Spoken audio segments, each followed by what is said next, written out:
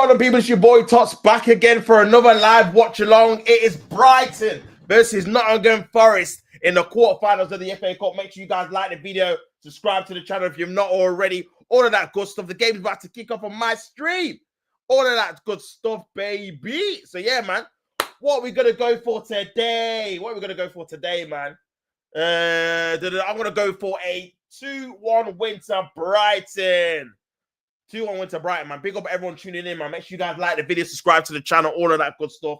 Make sure you guys do that expeditiously. Danny Welbeck making his 100th start for the club, you know. Crazy, man. He's had a very good season. I didn't realize he's never scored more than 6 Premier League goals since Man United. Morgan's Gibb White scored a header in their 7-0 win, you know. These man beat these guys 7-0 at the City Ground. Nasty work, man. Nasty work. But yeah, people. So just about to start for me. So yeah, man. Hopefully there's a I can't believe they won 7-0, man. That's crazy. That's crazy, man. But yeah, game's about to kick off in a minute. On my end, Nottingham Forest going to kick off at the American Express Stadium, man. Here we go. Nottingham Forest have kicked off. And yeah, I'm going to go for, like I said, I'm going to go for a 2-1 win to Brighton. But you never know, man. I think Forest have made a few changes. Alanga and Hudson-Odoi on the bench. Chris Wood, man, had a long flight from New Zealand. He's obviously on not on the bench at all, actually. Free kick to Brighton early on. And yeah, I'm hoping for a good game, man. Hoping for another good game, obviously. The game earlier was a massive surprise. Fulham losing 3-0 at home to Crystal Palace, man. And Nketiah and Eze with the goals along with Sarr. So yeah, I'm looking forward to this game. Hopefully it can be another game where there's a lot of goals, a lot of atmosphere, all of that good stuff, man. But yeah, Brighton are one of my favorite teams to watch, to be fair, especially this season. I feel like they should be doing better in the league, though. For me, I feel like they should be more in that top 5-6 echelon, for instance, man. But yeah, we shall see, man. Big up Colin in the chat, as always. The meltdown that will occur from Spurs fans should Nottingham Forest win the FA Cup under Nuno will be hilarious, brother. It will be glorious. Big up Bobby Roode, man.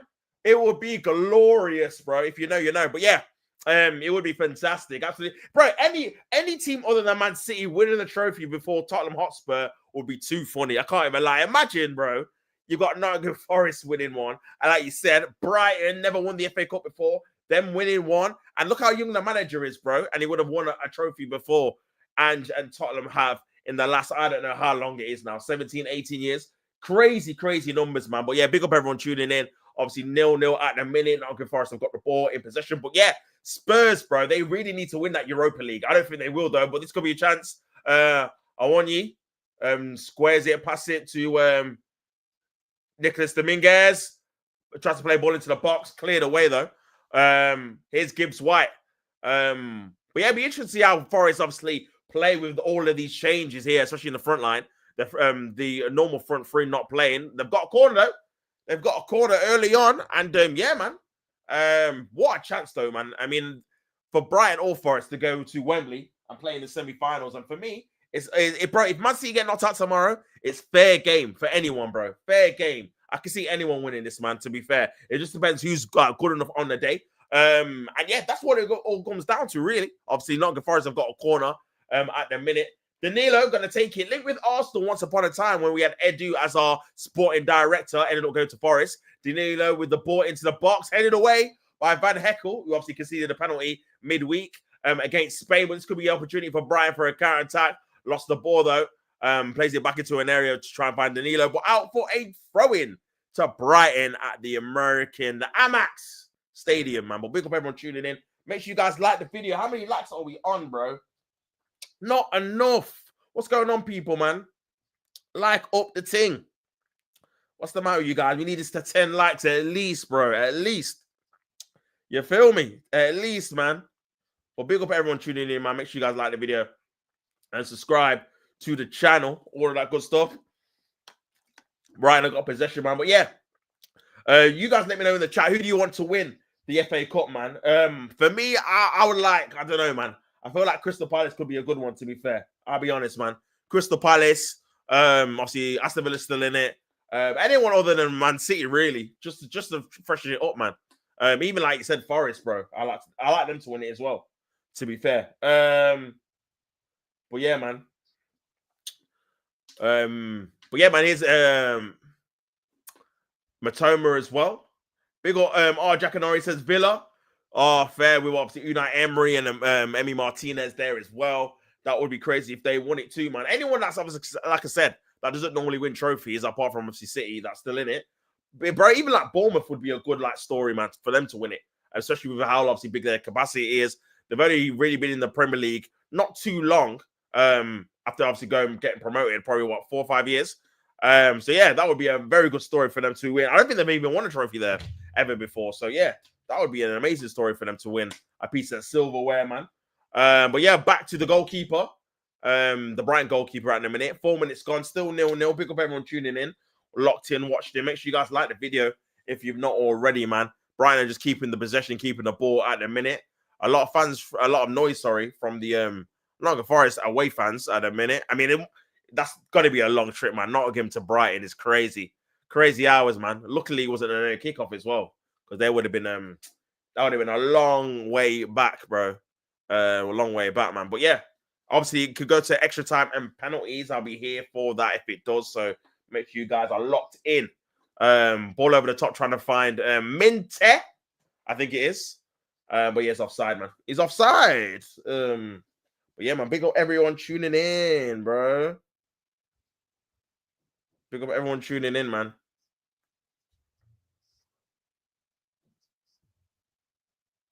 Yeah, big up everyone tuning in, man.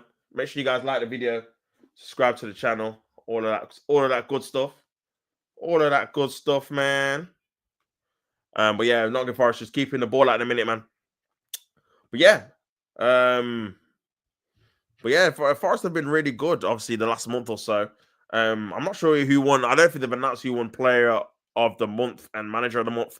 But I said it should have gone to Nuno and Milinkovic, just for the results that Forest had in March and them solidifying their place in the top 4 at the minute, man. So yeah, very, very good, man. Very, very good. Well, yeah, man. Good block there.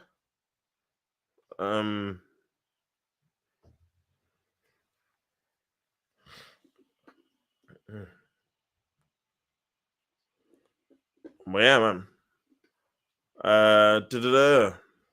Brighton versus Forest, you know. Crazy. Crazy. Ball over the top, trying to find Gibbs White. Headed on, headed away. Here's Matoma. Could be a good opportunity here, Matoma. 1v1. Cleared away. Thrown to Brighton. Hopefully we can get an early goal, man. 6 minutes gone. I'm hoping we can get something early. Anya's trim is crazy, man. He needs a shape up. Well, yeah, man. Here's Van Heckel on the ball. But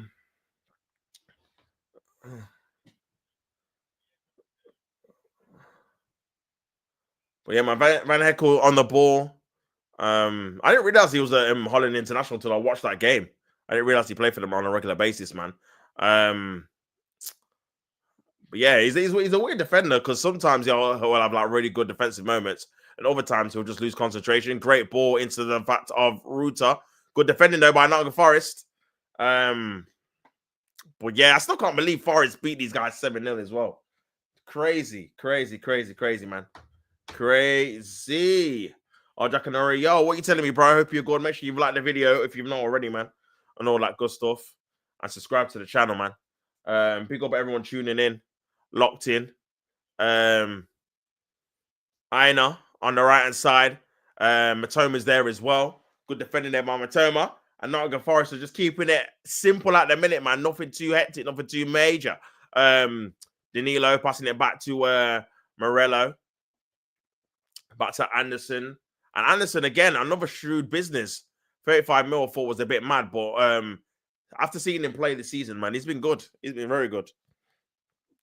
He's been very good, man. Very good, bro. Out though for a Brighton throw-in.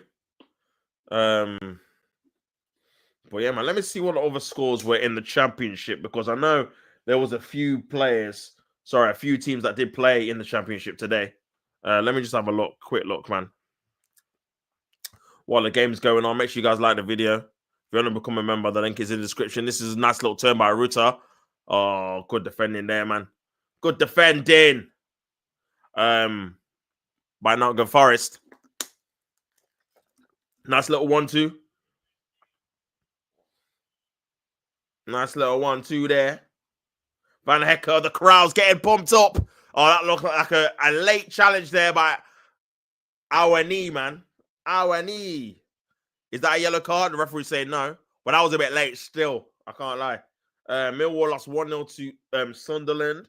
Portsmouth beat Blackburn. So nothing too mad, to be fair. Nothing too mad. Burnley won 1-0. Leeds United drew at home to Swansea, man. They're going to bottle it, innit? They are going to bottle it, bro. It's crazy. It's absolutely crazy. What are you telling me, bro?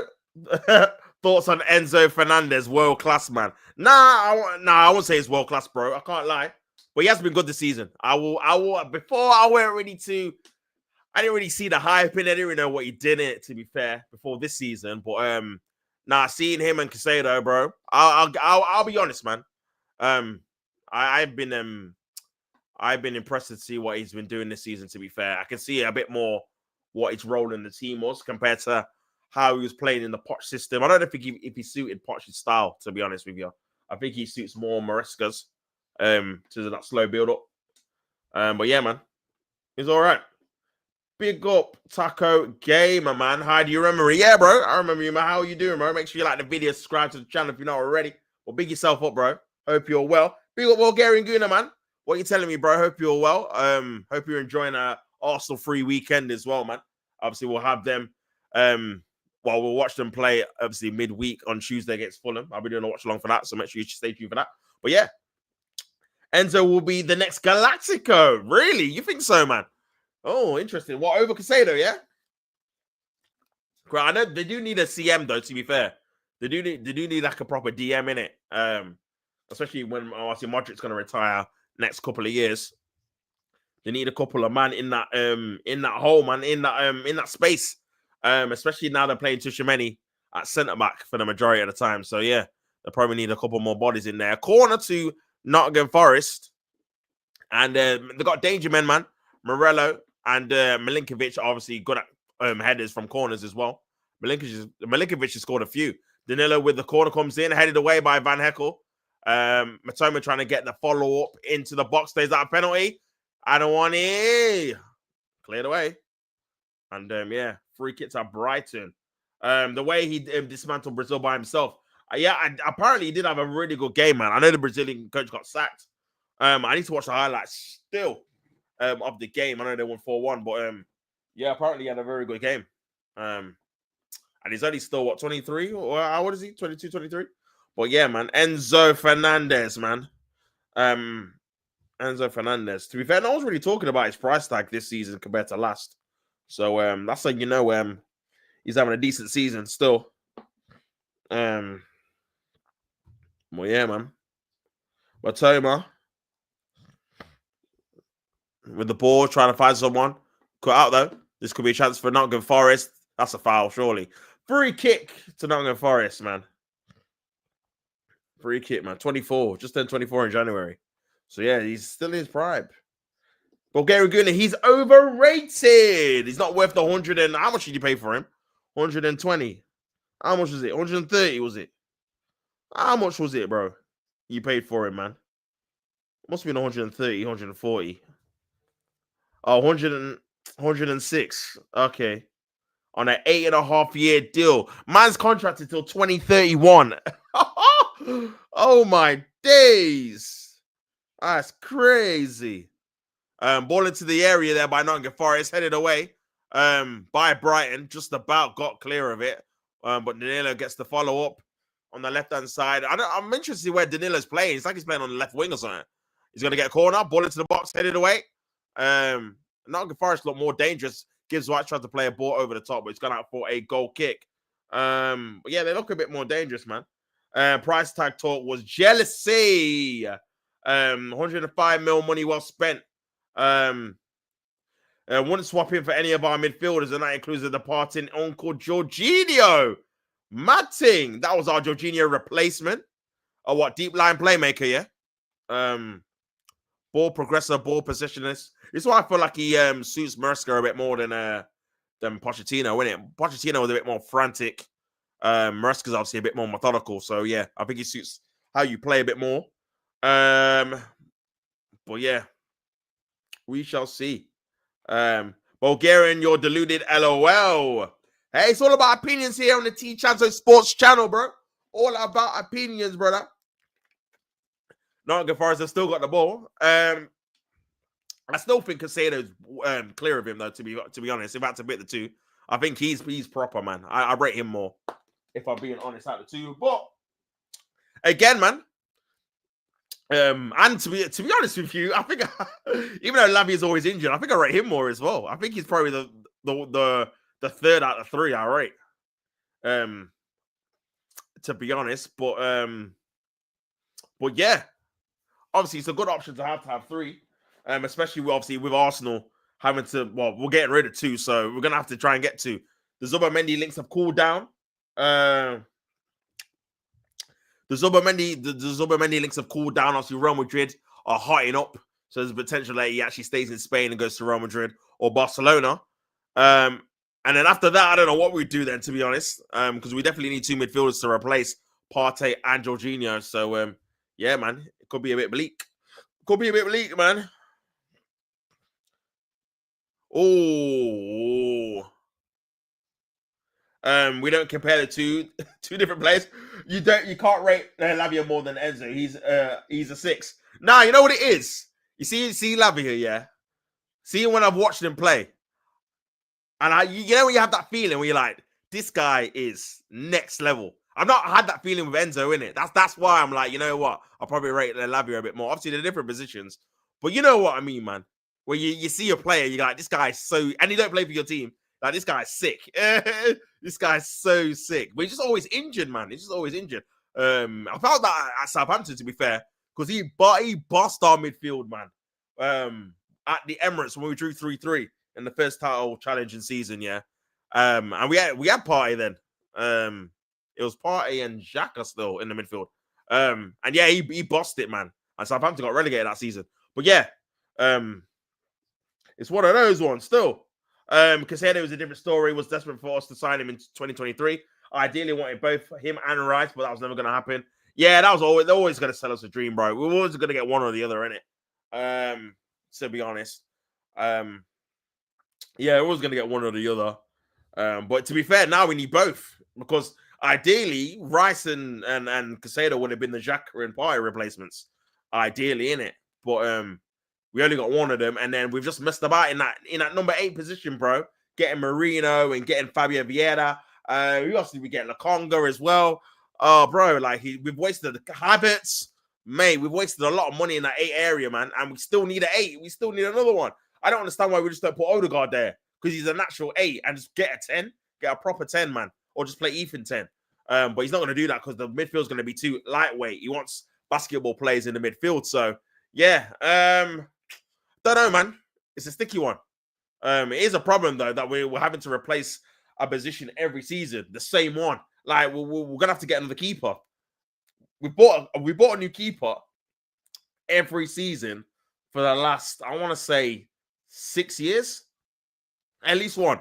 Where it's Matt Turner, Matt Ryan, Runnison, obviously David Raya, Ramsdale, Neto. Like that's 6 keepers in 6 different seasons I've just named. So yeah, last 6 years we've bought a keeper, at least one. So yeah, crazy, man, crazy.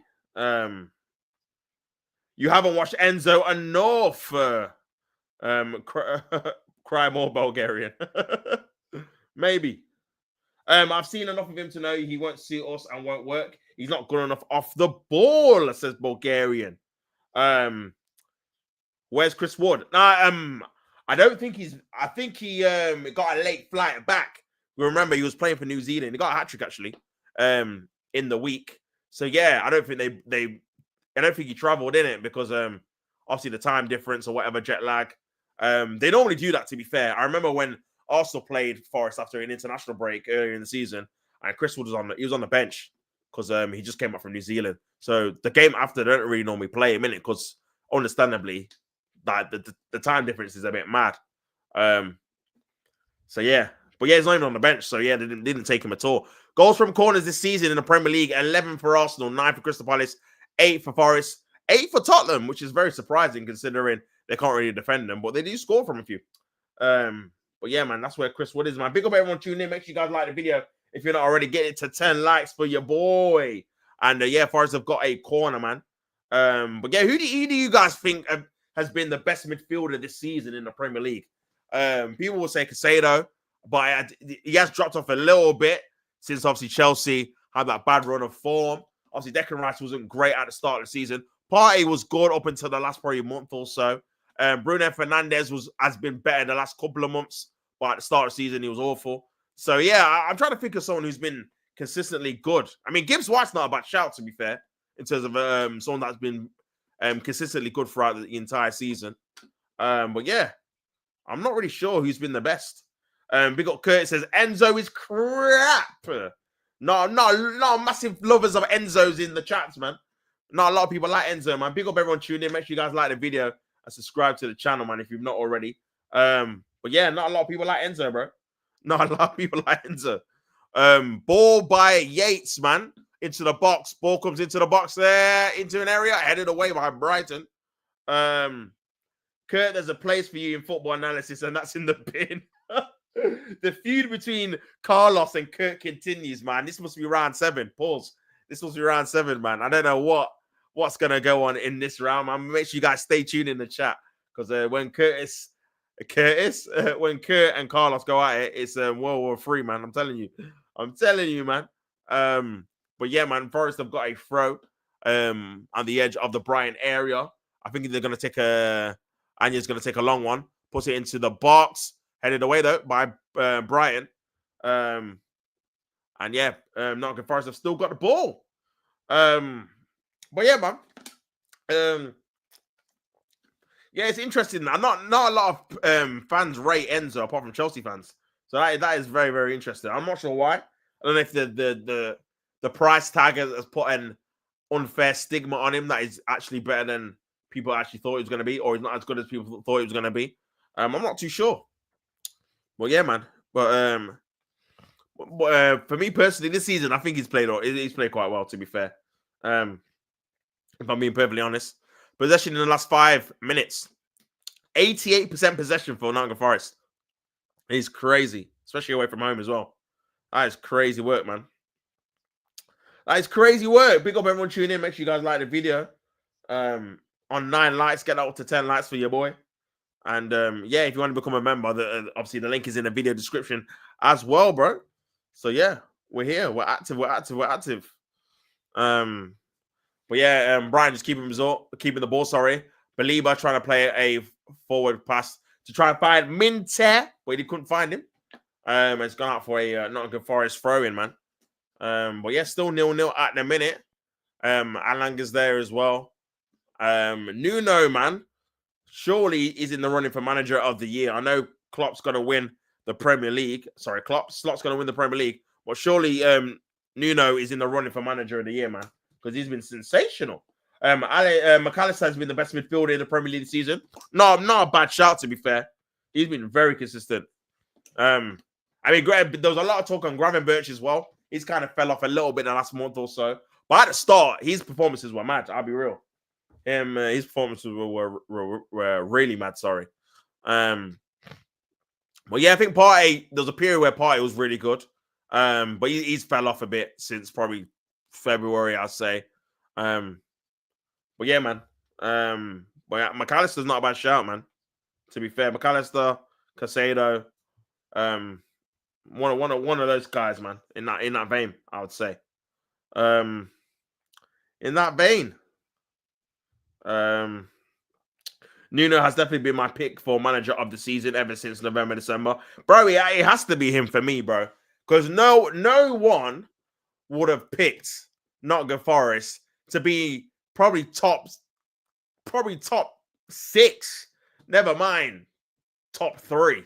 That's crazy. I mean, a lot of people had them relegated, man. Not many people would have probably had them in the top 10, if I'm being honest. I think I had them relegated. I thought they would get another points deduction.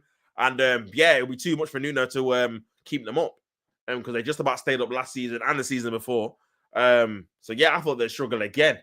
But bro, the fact they're in the Champions League positions, listen, obviously the league's not over, but the one thing I've been impressed with them is against the smaller teams or the teams you're expecting them to beat, they beat them quite comfortably. Like obviously they beat Brighton 7-0. They won the other day Ipswich 4-2. Like they beat the lower teams like decisively, in it, not like scraping 1-0 wins or whatever.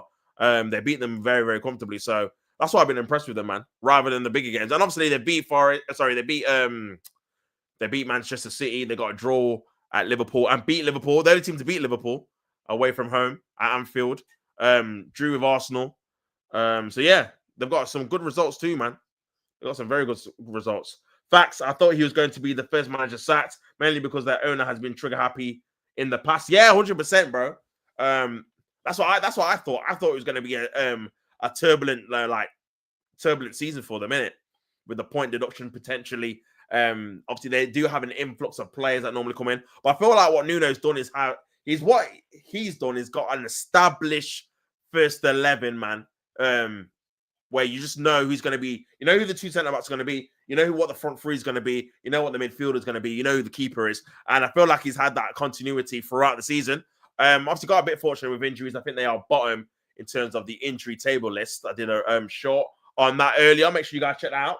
Yeah, they're bottom of that. So yeah, I feel like for me, when you put that all together, man, I do feel like he's done an amazing job with the resources he has. And also as well, when you do look at their team and their ownership, you do think if they do get Champions League, they're going to strengthen the squad. They have to. So I'm interested to see what type of players they can attract, what type of players he wants to play in the Champions League if they get there. But surely it's guaranteed they're going to get at least European football, man. If they don't get to the Champions League, I'm pretty sure of that. That's going to be a surefire bet, man. But yeah, but we'll see. We'll see what happens, man. But yeah, for me, manager of the season has to go to Nuno for me. Here is Brighton on the attack. Danny Welbeck trying to feed in Matoma. He does though. Matoma on the left-hand side, 1v1. Tries to feed in Welbeck. Goes for a shot. Ayari going wide. Edu will be a busy guy in the summer. Yes, bro. Yeah. Edu's there now. Taking that triple pay rise to be the sporting director of obviously Nottingham Forest. And yeah, he would have believed his luck. He's actually gone from one Champions League club to potentially another one. On triple the money, bro. He's winning. Do you know what I'm saying? So yeah, it'd be interesting to see what he does. I'm guessing he's going to get a few more Brazilians, a few more players that obviously he knows their agents, obviously Portuguese, Brazilian players anyway. They've got quite a decent amount of Portuguese, obviously, players in their squad, obviously including the manager, in their ranks anyway. So yeah, he's probably got decent links to them too. Brian with the corner, puts the ball into the box. And it's free kick to Nottingham Forest there. Don't know what happened there, man. But it's a free kick. But yeah. Edu is a Chelsea legend for taking Sterling, Jorginho, and Havertz from us, man. To be fair, you know what? Jorginho's been fine, to be fair. I don't mind Jorginho. He's actually done his bit. He's been okay. The Havertz, Sterling thing, dead. Absolute dead. Especially the Havertz one. More than the Sterling, because Sterling was already alone. Yeah, it's the Havertz one, really. That's like, yeah, we messed up with that. I'll be honest. What phase is Crystal Palace in? But I got respect for Jorginho. What phase is Palace? Bro, if Eddie Nketiah wins an FA Cup, bro, wins a trophy after leaving Arsenal, it's crazy. Oh my days. This is why I wish we took the cup seriously, man. What the hell? We got knocked out by Man United, man. Come on. Not good enough. You lot didn't know how to use Havertz. Baller. Bulgarian Havertz is a bench player when you get starting striker. Bro, you can't disagree with that, man. He's not going to... Bro, if we get a proper striker, he ain't starting. There's no way. If we get a... I'm not even an Isaac. If we get Gokares or someone like that, bro, this is why I don't want Sesko. Because if we get Sesko, yeah, Havertz is still gonna start. And it's like, bro, we're not... Bro, the Havertz thing, he's a... Listen, if he wasn't on the money he was on, yeah, I'd be happy with him to be a squad player, innit? Because I'm not saying he's not rubbish, innit? Like, he has got some decent qualities, obviously.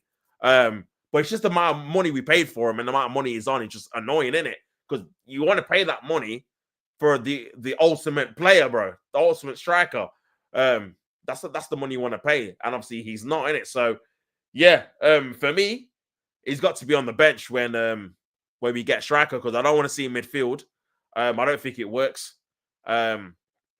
I don't think it works, man, and I don't think he doesn't help our build-up play on the left-hand side. He's more like a box crusher where he puts a lot of pressure on Saka, Odegaard to create on the other side because he's not going to do it. He's not going to be involved in the build-up. So I don't want to see him in midfield. He plays okay up front, but obviously ultimately he's not the 30-goal striker that we need. So yeah, for me, he's a rotational striker, innit? Whether we're going to do that on 300 grand a week, I don't know. This is where I think there's an issue here. And there's been a bit of resistance in terms of Arsenal getting a striker. Because obviously Arteta's thinking, and maybe the board, if we get a striker, Havertz is on the bench. Like, he's probably not going to start that many games, especially if we spent a lot of money on the striker. So then can we really afford to have a guy that's on 300 grand a week on the bench? Probably not. Probably not. So, yeah, there's some decisions to be made, man. I can't lie. There's some decisions to be made. Young Arsenal fans were saying Arsenal is like Havertz is like Bergkamp. I don't know who was saying that. They've lost it. Big ol' edits, man. Long time no see. What you telling me, bro? What you telling me, man? Are you ready for the game tomorrow, man? Enzo is a good player, but he's not a £100 million player. A lot of that comes down to the World Cup tax. Yeah, I agree with that. I think options for Arsenal are probably Julian Alvarez, Sesko, Isak is joining Barca or Liverpool. Yeah. For real. What phase are them headphones in? Brother, I don't know how man are costing my headphones, you know. These are Beats, brother. It's crazy. Talking about the price is boring, Colin. It's the premium you have to pay for the World Cup Golden Boy, says Carlos.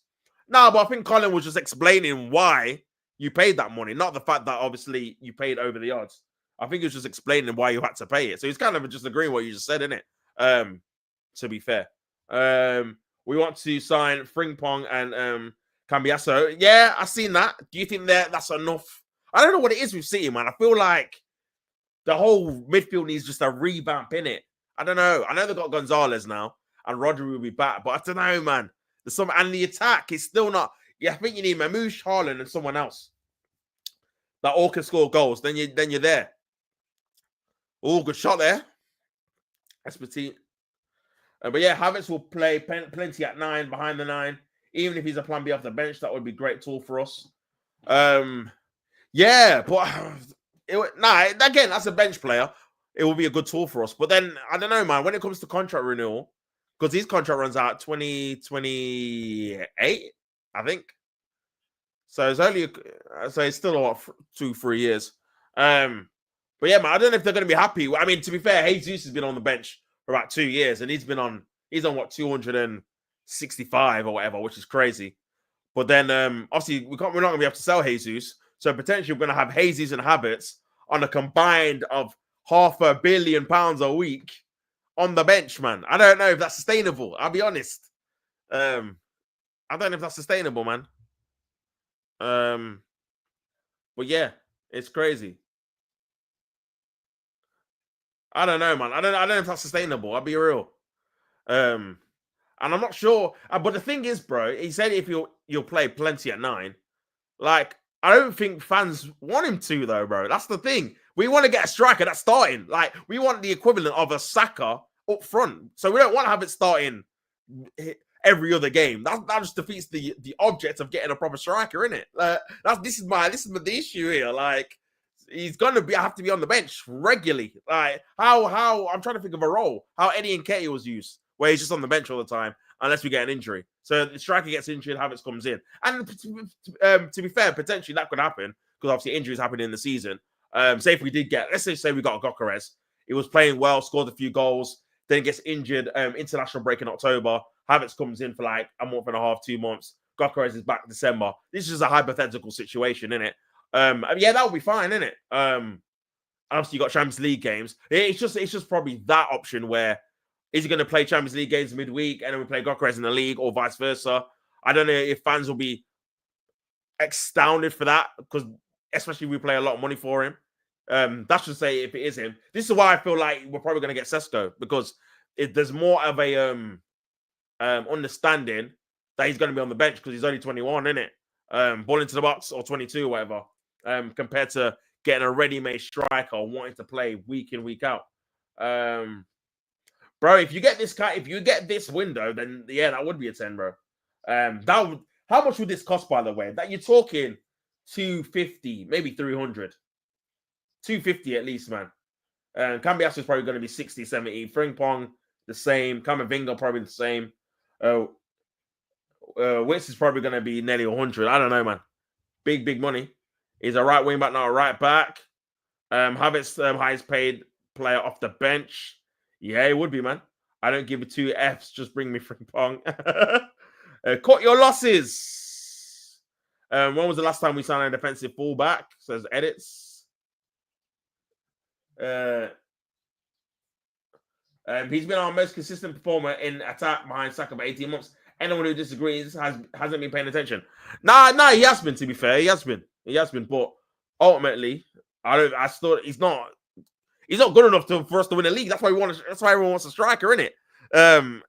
As the starting striker. Off the bench, cool. But that would only be short term. He's not going to be on the bench for 2-3 years on 260, 250. We're going to sell him, innit? Like, this is what I mean. Ultimately, we're going to sell him at some stage if we get a striker. Like, he's just on too much money. That's the reason why we're not renewing Partey, because he's on 200 grand and he's getting older, innit? We're going to have to get rid of him and get someone else. So, yeah, ultimately, bro. Ultimately, we're going to have to sell him at some stage if we get a striker, bro. We're going to have to. Yeah, it's peak. So, yeah. We pay attention, Bulgarian, but he's still crap. Jackson is our most consistent after Palmer, and he's still not good enough. Yeah, I hear that as well. City needed a winger and 8. Yeah, true. Calendar is packed with games. Injuries have increased. Every first teamer will get plenty of minutes. True. Nah, he will play. He will. Havertz is pretty much a flop at Arsenal. You know. Yeah, well, if you have the I can't really disagree with that, to be honest. I can't, bro. If you measure up the metric of what success would have been for Havertz, it would have been him not being replaced, bro. He would be a starting fixture in our team, just like Saka is, just like Rice is, just like Saliba Gabriel is, and he's not, is he? Like, he's not. He's not someone that everyone wants to start. He's not someone that going forward, people will be happy for him to start as striker. That's why people want a striker. No one wants him in midfield. So yeah, for the amount of money you pay, he's got to be a starter, bro. We paid nearly 70 mil for him. So I can't disagree with that, Kurt. Chelsea wanted to keep Havertz, but he wouldn't lower his wage. So good luck. Yeah, I mean, and he was on obviously not as much wages as he is at Arsenal. So yeah, crazy. I mean, fair play to his agent getting the biggest money, man. Obviously, it's Arsenal's fault for fucking paying, isn't it? Do you know what I'm saying? So yeah, big up Jake. Hope you won, man. Make sure you guys smash the like button and subscribe to the channel if you've not already, man. Still 0-0 in this game. Like kind of like Jack Grealish, he's kind of a flop at City, but I think he's a disappointing signing. Yeah, I agree with that, man. Like you said, like he's won every trophy, he's won the treble, he's won Premier Leagues, but he's not really been the star player, man, where you look at and you think he's the like catalyst for you winning it. It's more been like Haaland or De Bruyne or Foden last year.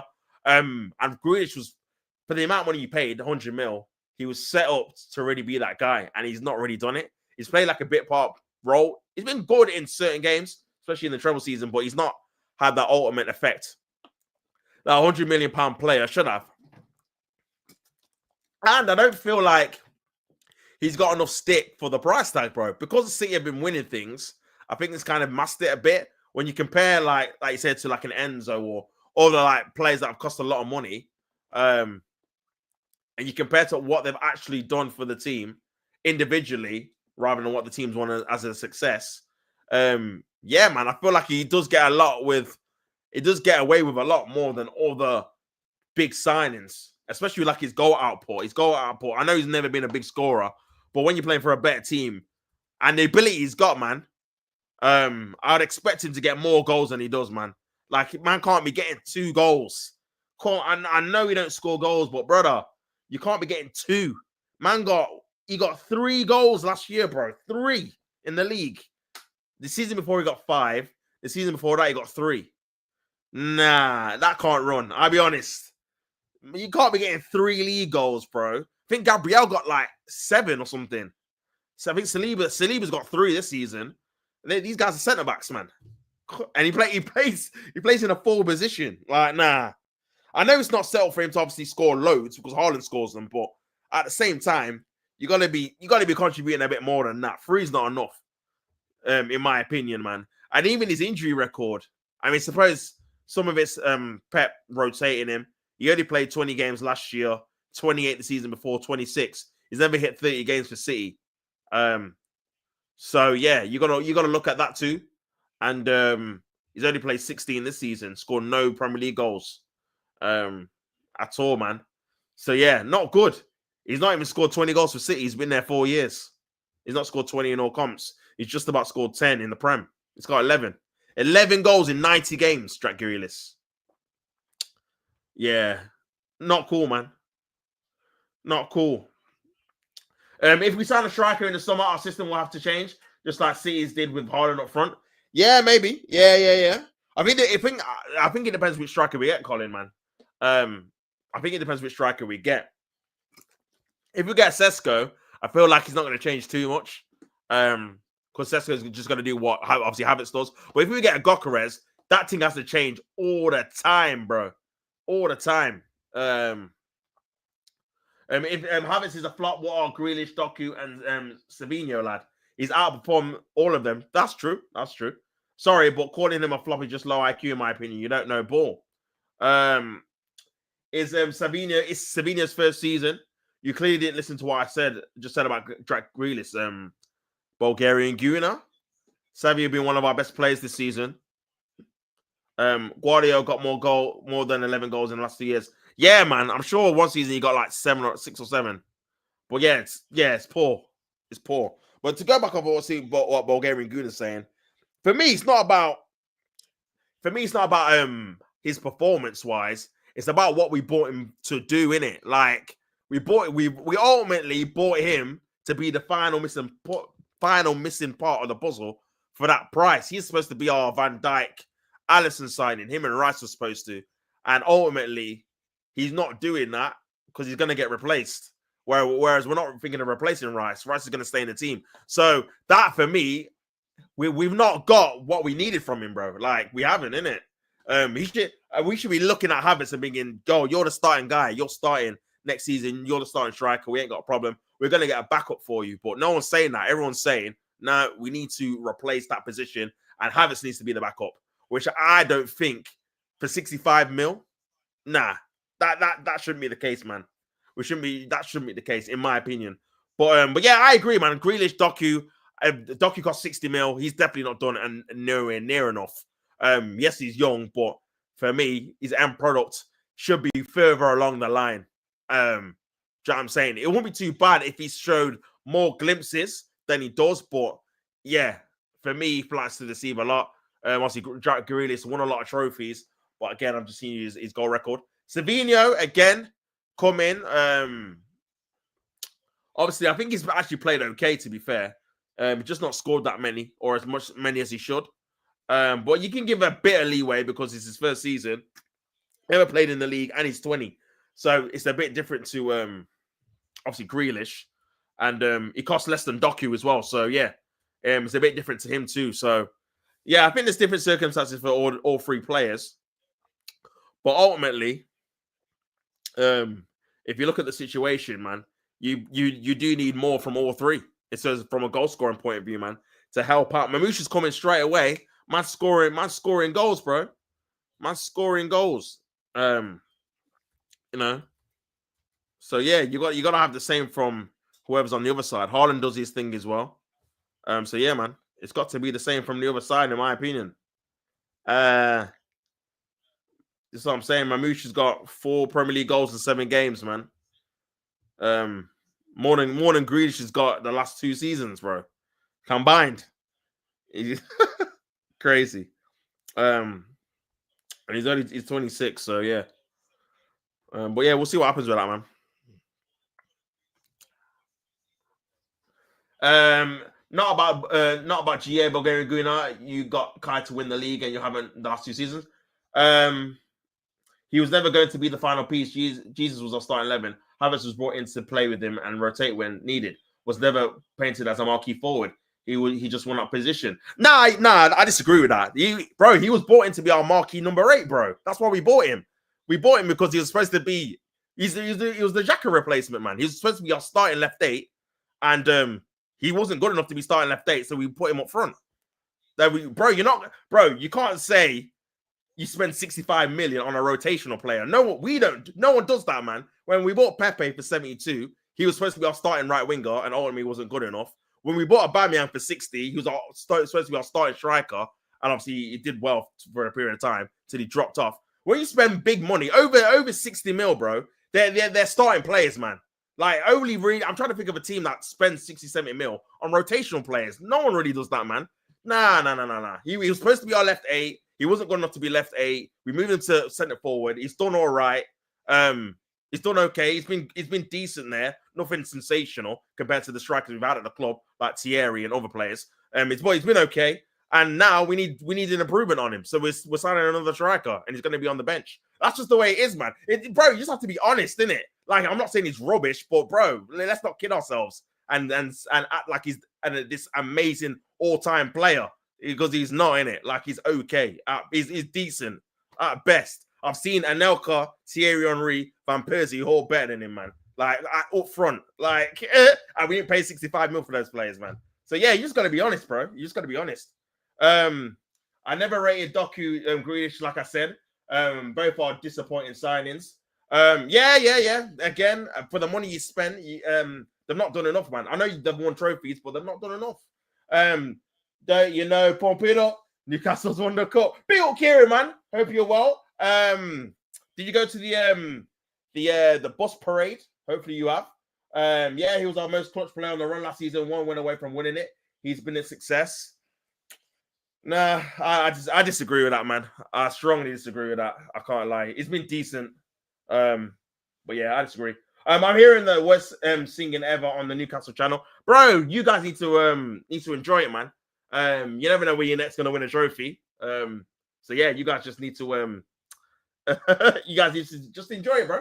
Don't get me wrong. Kai's done a lot better at Arsenal than what I thought. Yeah, that's me. But still kind of a flop at Arsenal. I probably agree. I'm on that point. He's done better than I thought he'd be. And the thing is, he's a decent player, isn't it? But ultimately, we're going to ultimately replace him, innit? So that's just the way it goes, man. Yeah, I'm at the parade with awful singing. Nah, sing your heart out, bro. Get the parade going. 70 years in the making, brother. 70 years in the making, man. Obviously 0-0. Obviously, I need to stop the clock. 0-0, man. 0-0. Just reacting to him being called a flop. Nah, fair.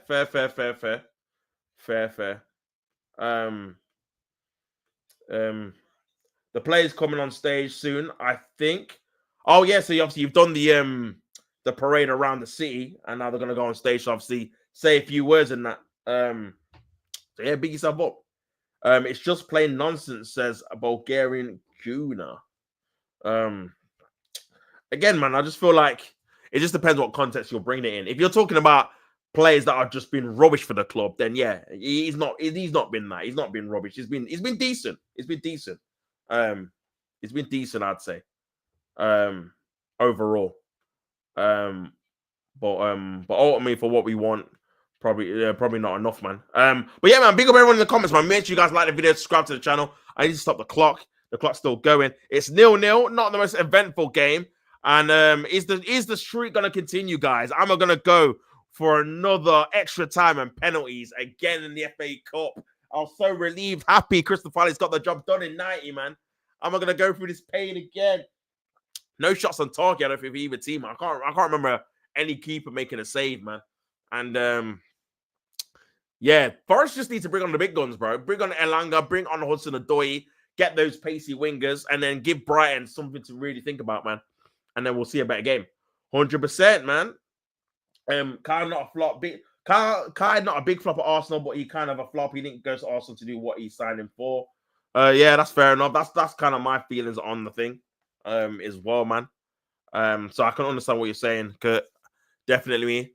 It's talking about a 1 year chance here. I can't even remember this chance. Was it a header or something? They're showing the replay now. Oh, just a shot. Yeah, it was a shot on target. I don't even remember that, man. It was at a tight angle as well. I don't think he was going to score from there. But yeah, good, decent save by the keeper. But yeah, man, not the best. Good save though. I guess good save. But yeah, man, big up everyone tuning in.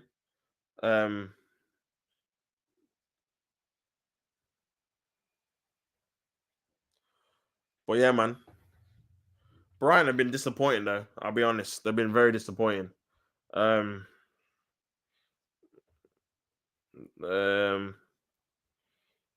disappointing. You got to bring those players on, man. One shot from 5-4. That's not what that. A 1 year shot was their only shot. Brighton have had 3 shots, 1 on target. A dreadful game. This game's been atrocious, man. If I look at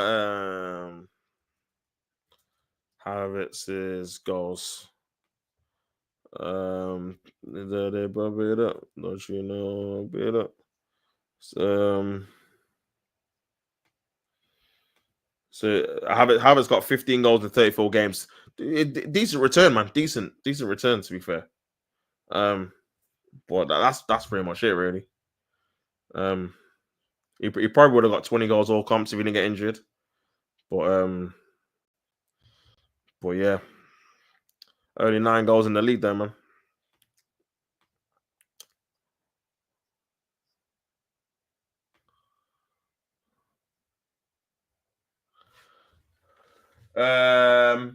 Do you see my England team on Insta, bro? No, I didn't watch it, bro. I'll have to have a look at this before, bro. Bill Collins said, I wouldn't say Havertz is a flop because he has done well in Arsenal shirt. We just need more in the final third. And I don't think we can use he was brought in as a midfielder argument either. I don't think it's been a... yeah, but...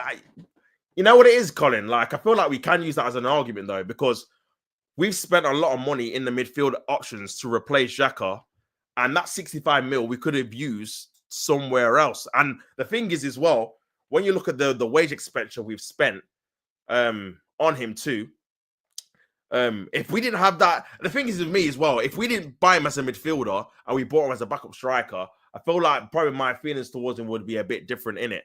If we spent obviously a little bit less money. And his wages weren't as much. But when you buy him in that position for him to be the starting 8, and he's not the starting 8, and then we have to spend money to get another 8, and then he's not a good 8, and then we're just wasting money in the 8 position. So it's like someone has to be held accountable for that, innit? So for me, ultimately, like for example, can I see him being here in like 2 years' time, 3 years' time? Probably not, because if you look at the situation, unless he's in that left 8, which I don't think is going to work personally, and somehow Mikel Arteta makes that work, because we probably will get a striker. I don't see how we're going to be having him on the bench for 2, 3, 4 years on nearly 300 grand. And also, he's not going to be happy with that as well. He's going to be he's been starting a lot of games since he's been at the club, the majority of the games. So his game time is going to deteriorate from now on then. So, I don't think personally. I won't say he's been a flop because he has played well, especially in the running last season. He was good, but I'm talking about long term.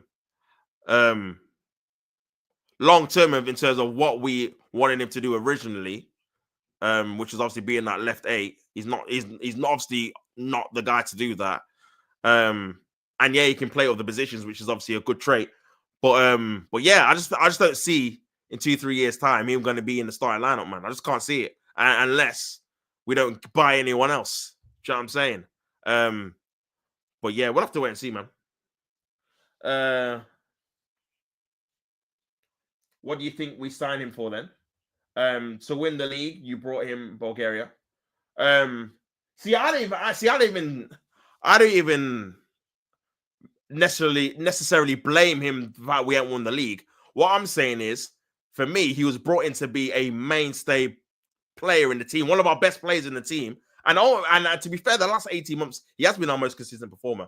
But why does everyone want him replaced? Why does everyone want a striker then? Why does everyone want a better goal scorer if he's the guy up front? Because ultimately, we need more from him. Yeah, and that might be an Arsenal problem rather than him problem. And again, if we would have bought him for 30 mil and he was on 180 grand a week, then the perception of him would be a bit different. He would be a backup striker that can fill in, play multiple positions, more of a squad player. And obviously, it would be a bit of a different outlook on it. But because we paid that much money on him, because he's on the most wages at the club. He's on more wages than Saka, bro. So I'm sorry, when you're on that, and to be fair, listen, from an attacking point of view, only Saka's been better than him.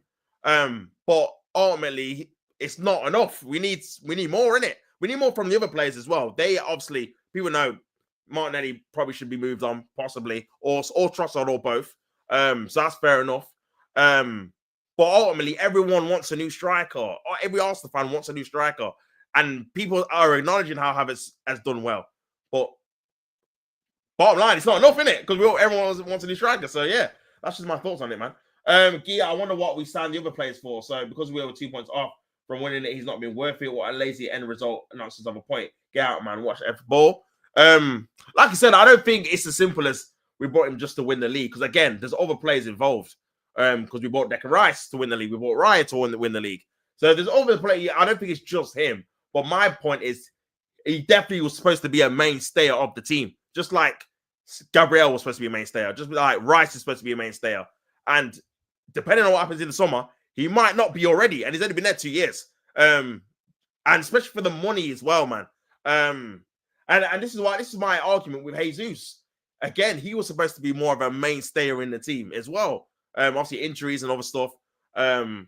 But we haven't got money. I mean, obviously, Havertz has been better than Jesus in terms of his Arsenal career, in terms of performances, availability, whatever. But for the price we pay for both of them, you would say it doesn't represent paying 120 mil for two forward players when ultimately we're probably gonna have to spend 60, 70, 80 mil on another forward player, and we already bought these guys in the last 2 years. So yeah, I don't think we've got the money's worth from both of them in terms of a goal scoring point of view. Pray for Madrid, Marino up front at the Bernabeu. Can't wait for that. He's been one of the first names on the team sheet. No, he has, but everyone wants him replaced. This is my point. No one wants to see him in the first team next year. Everyone wants a striker. This is what I'm saying. So when you go to that point, it's like, well, no one's going to say that about Rice. Everyone wants Rice starting. No one's even going to say that about Odegaard. Majority, even though Odegaard's not been great, people still want Odegaard to be starting next year. Same with Saka. They're probably the front three players out of the six, out of the three midfielders and the three forward players. But everyone's in agreement. But obviously, some people that don't rate Odegaard, that's fair enough. But that you want Odegaard, Saka, and you want Rice there, innit? Then the other three positions, people are not convinced of Martinelli and Trossard. Everyone wants a new striker. Obviously, we're going to be getting rid of Partey and Jorginho. So we need a new midfielder. No one's convinced about Marino at 8. No one's saying that he should be starting at 8. So, bro, and we spent 35 million on him. This is what I'm saying. So it's like, bro, we're spending a lot of money, man, on these left 8s. And still, it looks like we need another new 8 unless we play Odegaard there. And then we need another new 10. So, yeah, man. Listen, people have transfers and they don't work out. Just because you spend a lot of money doesn't mean it's guaranteed you're going to work out. I understand that. But at the same time, you've got to look at it and think, well, we have spent a lot of money on this guy, man. And for him not to be a mainstay in the team next year for us to achieve the league or the Champions League, you got to look at it and think, well, it's not great, man. It's not great. I'm trying to think of another team that has spent 65 mil on a player and within 2 years he's on the bench and it's considered as a success. I can't think of one. I can't think of one, bro. Like, do you know what I mean? I can't. But yeah, Shearer was just on stage. Big up Shearer. Big up Shearer, man. Did Kai Havertz flop at Chelsea because he won them the Champions League? Yeah, I suppose so. I suppose. Well, Chelsea fans weren't happy with his output, even though he won them the biggest trophy he could win. So yeah. I think it's a mixture of both, isn't it? It's a mixture of what you've won and your performances, and what you're going to provide for the team in future seasons as well. Price tags are a different situation. It's gone crazy in the last 20 years. Most players aren't worth the fee that's been paid for. That is true. That is true. A lot of players are overplayed and overpriced, and Arsenal have overpaid for a lot of players in this last period. The only players I think we've not overpaid for is probably, or underpaid for, is probably Timber. Probably just Timber, you know. Timber and probably Raya, maybe. You paid 30 mil, probably a fair reflection on the keeper these day and age. Well, even the others, man, like Marina, 35 mil, with a 1 year left. I think we overpaid for him. Calafiori, 40 plus. I mean, jury's out with Calafiori. Obviously, he's only had a season. So yeah, jury's out on him, to be fair. Can't really judge it. But Rice was overpaid, in my opinion. Obviously, back in the day, a player of Rice's caliber wouldn't be going for that much, or any midfielder wouldn't be going for that much. So yeah, I take your point in terms of all the fees are definitely inflated. But like I said, for me, it's more about his positioning in the squad going forward. If he's ending up on the bench, nah. Not for the money we paid for him. Considering we don't pay that. He's like our fourth biggest signing as well. So we don't pay that much for players, man. So, and I don't know. For example, I don't know if we're gonna pay. I don't even know if we're gonna pay that much for our starting striker. We could be a thing where Sesko costs less than 65, or whoever we get costs less than 65. So yeah, man. We'll have to wait and see what happens with that. To be fair, good point, Kurt. Think about it. How much is Odegaard? 35, bro. Yeah, it was a bargain. Also, I was talking about the last couple of years, innit, where we've been challenging for the title. But yeah, Odegaard, bargain. Gabriel was 27, bargain. Even Saliba was 30 at 18, bargain. Timber, 34, 35, bargain. Because Timber's been amazing. So yeah, it is a good conversation to have, though, man. In terms of where people rate other players and stuff like that. But yeah, we'll have to wait and see, man. We'll have to wait and see what he contributes. Like I said, if Havertz comes in and is obviously on the bench next season, but he's playing that role well and he's still getting the same amount of goals and he's helping the striker or whatever, then ultimately it's been a coup to get both strikers in and being able to rotate. But I don't know, man. I've just got a feeling it's not going to happen like that if we do, or we're going to get a striker that isn't as good as Havertz, which is what no one wants. We want someone that's better than him, innit? Obviously, to improve the team, improve the squad. So, yeah, man. We'll have to wait and see. I think Alang is warming up, but he's not going to come back on. Brighton are going to get us underway back again. Make sure you guys like the video and subscribe to the channel, man. But yeah, hopefully we get at least a couple more shots on target in this game, man. Oh boy, it's been a bit dead. I'll be honest, man. It's been a bit dead. Here we go, man. Here's my thing with the bench argument. It's not what it was years ago. Schedule is packed. Teams have tactically evolved. You need different options, profiles. Yeah, I agree with that. I agree with that. But to counter that point, bro, do you think Havertz is going to be happy with that less game time than he's been getting now? Because he's been playing a lot of games. People don't even realize it. Even the games he's on the bench, he comes on every game. Bolton, Preston, Crystal. I think he came on against Crystal Palace in the League Cup. Obviously, he starts all the Champions League games, starts all the Premier League games. So he's been starting a lot. If he's not starting up front, he starts him in the field or the second number, obviously striker position. So yeah, obviously that's going to be reduced a bit next season because obviously the main striker is going to want to play. Do you know what I'm saying? Bargain, but he's been bang average. Odegaard probably might be better in the 8, but he's awful as a 10. I think that's harsh, bro. I think he's been awful. He's been terrible. He's not been good this season, but the last couple of seasons he's been good, bro. He's been good. He's been one of our better players, man. I'm not one of those guys that obviously just look on recency. Listen, this season he's not been good enough. He's even come out and said he's been disappointed with his form. It's been awful. He has been. He's been really, really bad. Especially for a player of his caliber and quality. You're expecting a bit more, and the captain as well. But I still think he's a good player. A very good player. But yeah, he just needs to again maybe be playing in a not even positionally different, but maybe tactically doing something a bit different. I feel like he's doing a lot of jobs, man.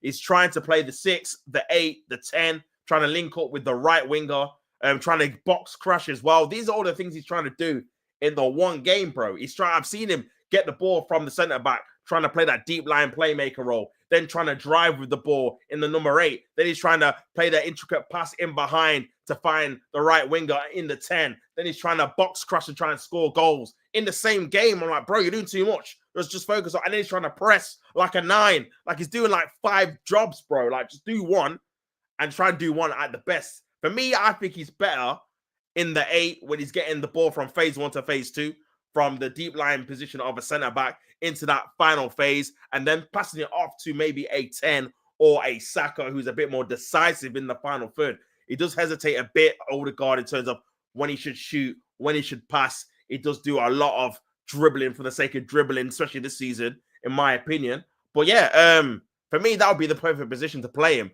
But I feel like Mikel Arteta doesn't want to give up his pressing attributes, which he can only get when he plays in that 10 role and goes ahead of the striker. So that's why he still plays him in that role. But for me, I feel like when he doesn't have Saka and obviously Ben White, which we've seen this season, the other players are not really on his wavelength when it comes to those intricate passes in behind, innit? In my opinion. So yeah, and this could be a chance for Nottingham Forest. Gibbs White, great save, man. Best save of the game. And it's gone out for a corner. If it's Isak, yeah, I can see him playing the majority of the minutes. But if it's Sesko or someone else, as much as I rate Sesko, he won't be guaranteeing the spot. Got to earn it. Yeah, and maybe that's the reason, Bulgarian, that we didn't get him this season. Because, again, it's literally what you said. You're not guaranteed the spot. We've got Havertz here. Then he's thinking, well, I might as well stay up Leipzig. I'm going to play every single game. It's going to be better for my development. And that's another conversation we have to have, bro. Because if he comes here, he's gonna want decent minutes. He's not gonna want these sub appearance minutes, bro. So how are we gonna make that work? I've got a feeling, if we get Sesko, Havertz is still gonna start up front. And what's gonna happen is Havertz is gonna start up front, Sesko is gonna come off the bench, and then we'll move Havertz back into midfield for the last half an hour of the game, which I won't be overly happy with because I don't feel like we're gonna improve massively, bro. With that, like. We need a different dynamic starting for Arsenal up front in terms of a goal threat, man, in my opinion, for us to go over the line, especially in the big games, man. So, yeah, I won't be happy with that scenario, but I've got a feeling there's a high probability that's going to happen, if I'm being honest. Big up, Finn. Hi again, bro. Hope you're doing well. I'm doing well, brother. I hope you're all well as well, my man. Big up, obviously, you guys. What do you think? What's your feelings on Trent, bro? I know, obviously, you're a Liverpool fan. Let me know what your feelings are on Trent. Are you calling him a traitor? Are you calling him a snake? Like all these other Liverpool fans. Do you think he's done the right thing, the wrong thing? Let me know in the comments, man. I wonder why we've been up there in the league with all these flops, bang average players. Isak has been world class for us. Isak has been a world class signing for Arsenal, but that's never going to happen because Arteta doesn't like strikers. Okay, I'm done. Do you win the league the last 3 seasons, Bulgaria? Nope. So you've had the same season as everyone else in the league. Sure thing. Enjoy your night. Bulgaria's not biting anymore. No different finishing 2nd and 10th. Brilliant. So, yeah, man. They're agreeing to disagree at the minute, man. But, yeah. Listen, I feel like, again, we made progression. But ultimately, we need to start winning some trophies, man. Because yeah, we need to start winning some trophies, brother. And if that means sacrificing Havertz, try and get a better striker, so be it. Because for me, Saka is more important, Saliba is more important, Gabriel's more important than Havertz in this team. And we need to ensure that they're going to stay. Do you get it? So yeah, is what it is, man. That's not to say that he's the only problem. And that's not to say, yeah, if there was a world-class forward left winger, I'm trying to think of someone who's going to be guaranteeing goals. I can't really think of anyone, to be honest. Say we got like Gnabry in his prime, for example, just an example, and then we kept Havertz, then that could work. That could work. And then you get Saka and Gnabry scoring the goals, but then that would depend on both of them staying fit, because then you look at our squad players, and we've seen this season ultimately not good enough to carry a team for a prolonged amount of time. Because obviously we've seen it. So yeah, not ideal. Obviously, not ideal really. Not ideal. Not ideal at all, to be honest. Not ideal at all. But yeah, we'll have to wait and see what happens, man. Because I'm on point, Bulgarian Guna. You can't just stay finishing second every single season, says Kurt. Yeah, we do need to win some things, man. I can't even disagree with that. Not to say that we've been rubbish every single season, because for me, it's all about being fair and balanced, in it. You can say that the team, obviously, apart from this season, because we have regressed. Yes, we've had injuries, but the way we've been playing, even before we had, obviously, Odegaard's been injured at the start of the season. I understand that, but even when we had Saka, some of the games we've been playing have not been great. Nowhere near the level we set ourselves last year. When we were winning 6-0, 5-0. And obviously, I understand you're not going to do that every single season. But in terms of the performances I'm talking about, we had already seen it against Forest, West Ham, and Sporting Lisbon, when we were playing that scintillating football. But some of the other games were poor. So I felt like we needed a shake-up anyway. So I do feel like we have regressed in terms of an attacking front. But we have made progress in terms of our defense and how defensively sound we are. And obviously the corners has been a positive. But yeah, we need to build on that, man. Next season, we need to build on that, man. I feel like we can't become stagnant. And this transfer window, we made us a bit stagnant, bro. 100%. I never called all Arsenal players being average and flops. Did I, Bulgarian Guna? Nope. We are in different time zones, my guy. In my opinion, Havertz and Odegaard ain't it. You clearly suffer from short-term memory loss as well. With the Odegaard one, I like I said, I'd put him in a different position tactically, so he's not doing so many jobs. And probably play him in that 8, or if he's playing 10, make him have the role. Because last year, which people didn't notice, it was actually Odegaard in the 8, and Rice was more like the 10. The box 10. Odegaard was building up with Jorginho. Rice was box crushing and clearing up if Jorginho couldn't get back in the space covered, innit? That's how they were doing it, tactically. And I feel that worked really, really well. That's why you're seeing when we beat Chelsea 5-0, the performance from Odegaard was amazing in the second half. That ball look at the ball he played to Havertz for the goal. Look what position he was at. He was playing left. It was left 8. He was on the left side. And it was ball with his left foot that he plays around the corner into the path of Havertz. We don't see him do that every game because he's always on the right side. This is why I don't understand why we don't start playing him on the left, because he's got better angles. He's on his favorite foot. He can play those balls in behind more regularly. And he can dictate a bit better when he's in the 10, because he then has to drop into the 8, vacating space for someone to be ahead of him, like Rice, who obviously is not as technically good on the ball as Odegaard. You really want Odegaard in that 8 and Rice arriving in the box for Odegaard to make that final pass into that obviously forward position for Rice to obviously get on the end, or whoever to get on the end of it. So yeah, man, I feel like there's a bit of a disconnect there when he's playing in the 10, because again, he's vacating space he doesn't really need to, rather than having set positions. This could be a chance for Brighton. Free kick comes into the box. Van Heckel's there, out for a corner. But yeah, well, that's just my opinion. Clearly don't, bro, because I already called Arsenal players Saka, Rice, Saliba, Timber, Gabriel, man average. What are you talking about, bro? Enjoy your night, sir. Enjoy your night indeed, man. Enjoy your night indeed. Big up everyone tuning in. Still 0-0, man. Still 0-0. Brighton with the corner, though. Corner comes in.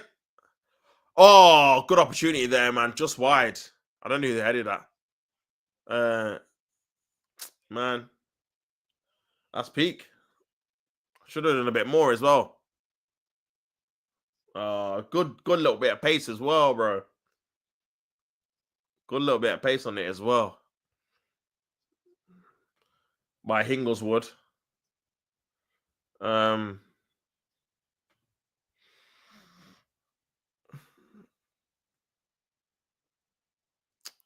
Oh, a big kick into the area there. Cleared away by Van Heckel.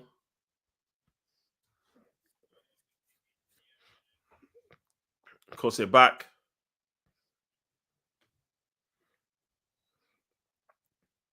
Hudson-Odoi's going to come on. And Elanga as well.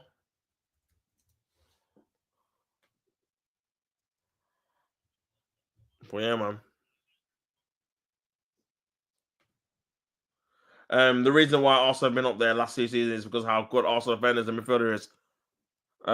Saka carrying this Saka carrying the team. Bulgarian Guna are rattled.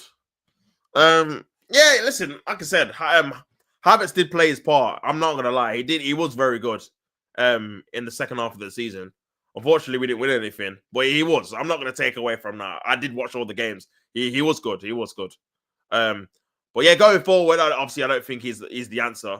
I think again we need to obviously upgrade on him.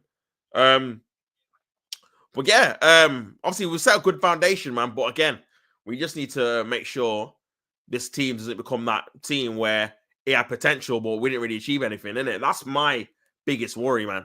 Because yes, getting defenders like Gabriel Saliba, especially in the Emirates era, has been a slog to get, bro. We've had Squalacci, Senderos, Mustafi, Mertesacker, Koscielny. Yeah, not the best centre backs. The Giroud. We've not had great centre backs at all, man. So yeah, to get them again is gonna be crazy. What's your opinion on Brighton overall tops? I think they've been impressive, even though the manager comes across as a bit of a not been in the interviews. Now, you know what? I'm impressed with how they play. I feel like they are very aggressive in the press. They stick it on you. I'm just a bit disappointed that they've not got more wins in the Prem. I feel like they've amassed a very good squad, a very balanced squad in terms of you can take out Minter and put in a Dingra, and you don't see a massive drop off. Same with obviously João Pedro and Welbeck. Their attacking options are very all evenly matched. And I think they've probably got the best balance in terms of look at the guys you got on the bench compared to you could start. You could rotate each one of them, and you don't really see a massive decrease in quality. So yeah, I feel like they should be doing better in the league, man. To be honest with you, they're seventh at the minute. To be fair, they're already 4 points off top four. So maybe I think I'm being a bit harsh. To be fair, I am being a bit harsh. I've just looked at the table again. It's just because I've seen them in seventh, and I'm thinking, you know what? With that team and the way that Chelsea and Man City have not been playing that well, I'd expect you guys to be really on the next. But to be fair, they actually are. They're already a point behind Man City. They're already 2 points behind Chelsea. To be fair, so yeah, scrap what and they've got to get. No, they're not getting in. Yeah, so scrap what I just said. I think they do really, really well.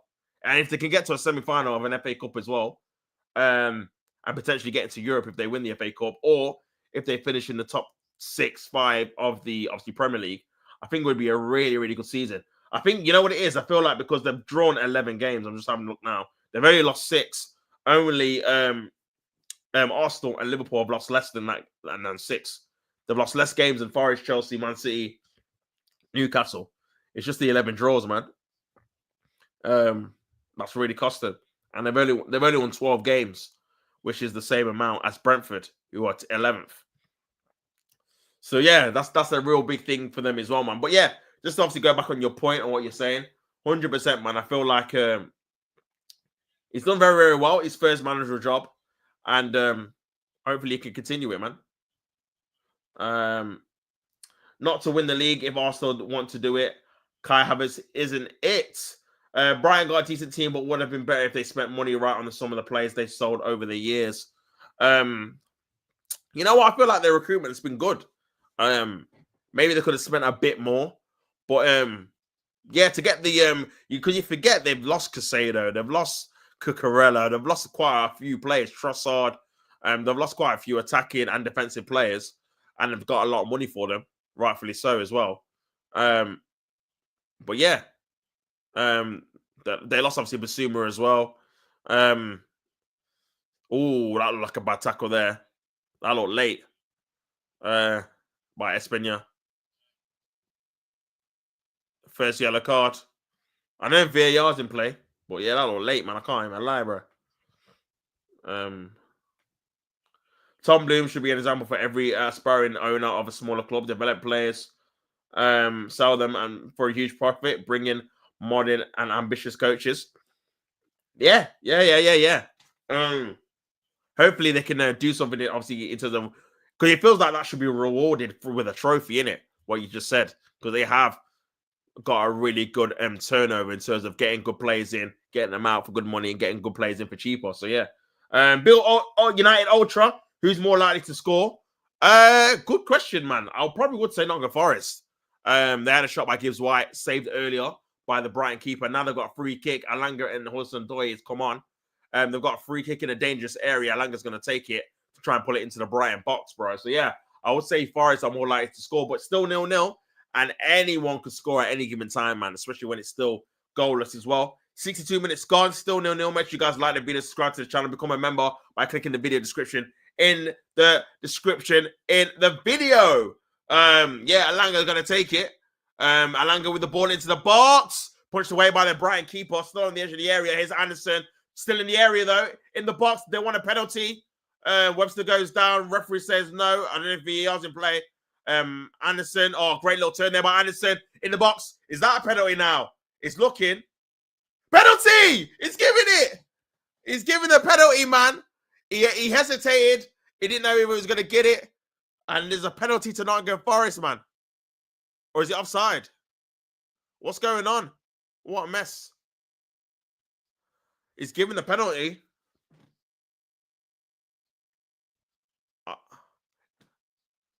Let's have a look. Oh, yeah. It's a penalty. I think it's a penalty.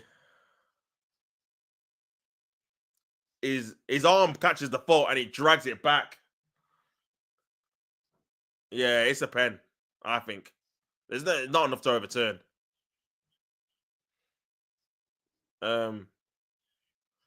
It's a penalty, bro. It's a penalty.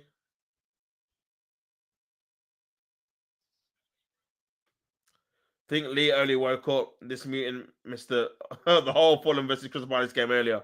Nah, I hear it, man.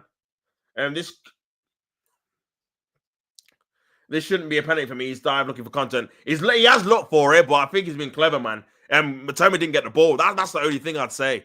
He didn't get the ball. Oh, he's waved it off. Oh, looks like a dive. Once Forest scored, the game is done and dusted. Well, the referee's going over to the screen. And I don't know, man. Let's have a look at this again.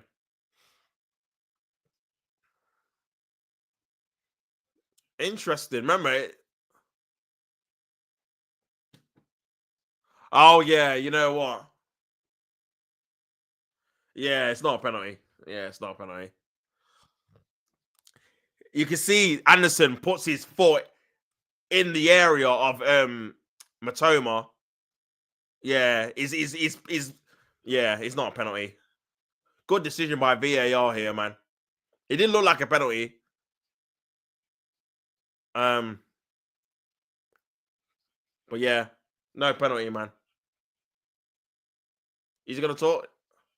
He's gonna talk.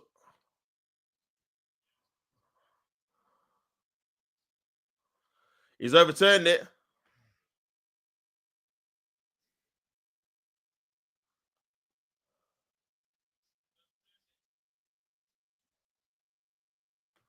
I agree. He died for that. Forest are cheats. Wouldn't expect anything less from them, to be unfair. You're not Liverpool, Nottingham Forest. It did take a long time. Right, a decision in the end. It looks bad in slow mo, but in real time, you can see Anderson is waiting for the content, already thinking about going down. Yeah. You know, in the replay, Bulgarian, it looks like he puts his foot.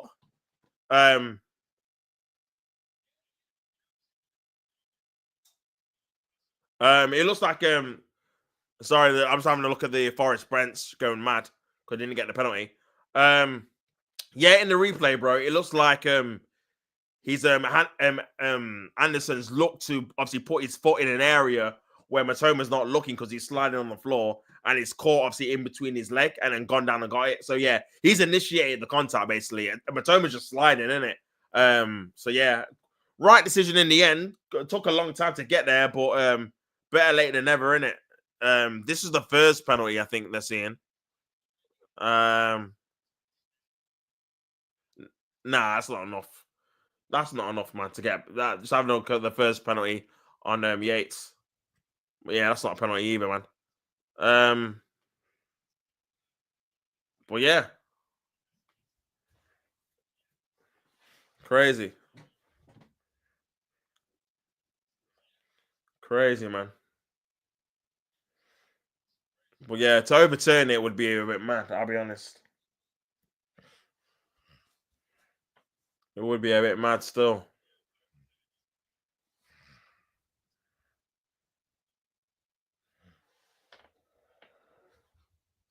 Well, yeah, my big up everyone tuning in. Make sure you guys like the video. Still 0-0, man.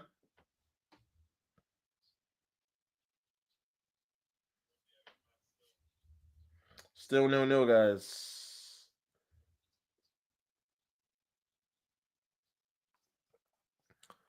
But yeah, my Brighton needs to step up. They've been poor this half. They've been very poor in this half, man.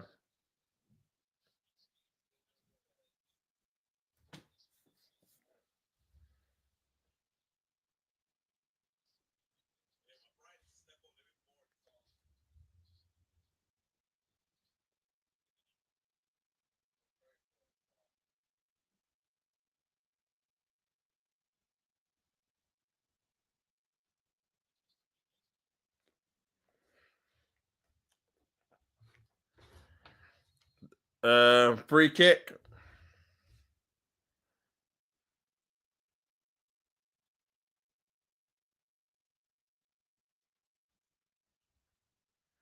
Big up everyone tuning in, man.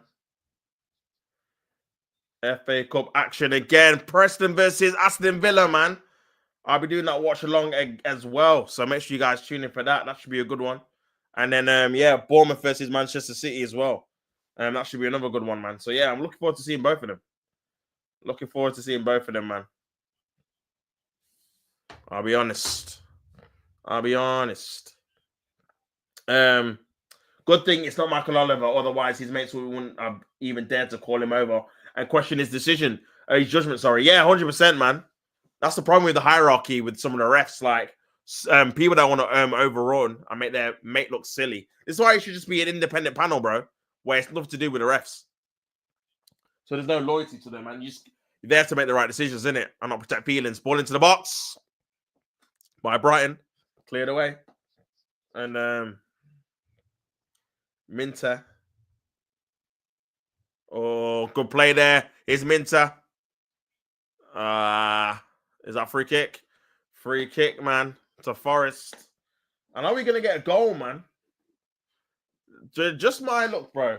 The same game that had 7 goals can't muster up 1. You know what I'm saying? They can't muster up 1 between them, bro. João Pedro is going to be coming on. Good little option to have. And Adingra as well. This is what I'm saying. They've got good options off the bench, man, to change the game. Same with Forest, to be fair. But Elanga and Hudson Odoi have not really done too much. They are missing Chris Wood. And this could be a ball trying to play into Elanga. That's a foul. Is that a handball? Mm. But yeah, man. Nice tactical battle there.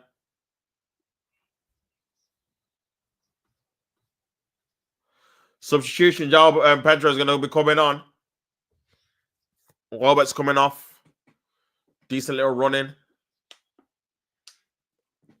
And João Pedro is going to be coming on.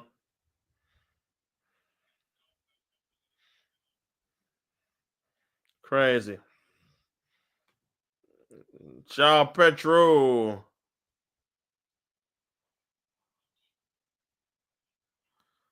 But yeah, my timer, man. 19 minutes to go.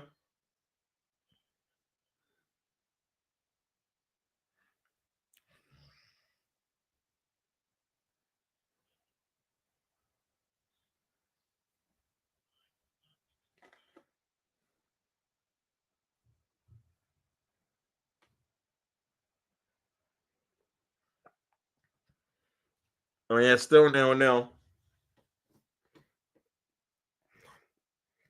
Nice little pass there by Forrest. Gibbs White tries to play it into Alanga. Oh, good corner, guy. Good save by the keeper. And the best chance of the game. Good play there by Hudson Odoi into Alanga. It's the pace, in it. Gibbs White, sorry. And a great run there by Alanga into the channel. And just a bit unlucky there. And yeah, corner, man. Corner.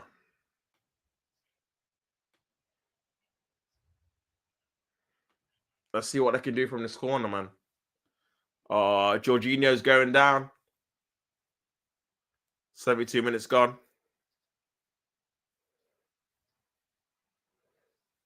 No, oh. That looks like a nasty slip as well, man. Oh. Could be out for a while, man, with that one. This might be another change for Brighton here.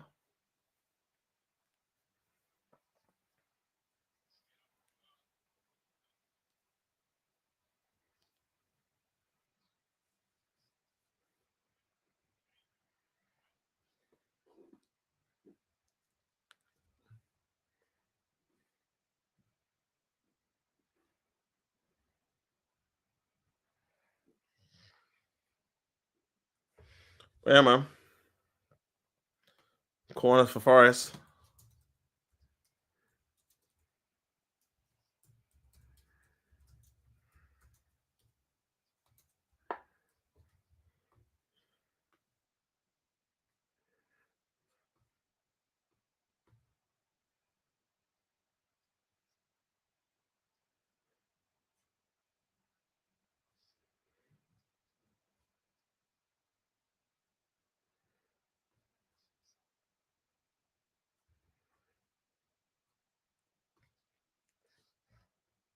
But yeah, man, looks like Rudiger's gonna have to come off.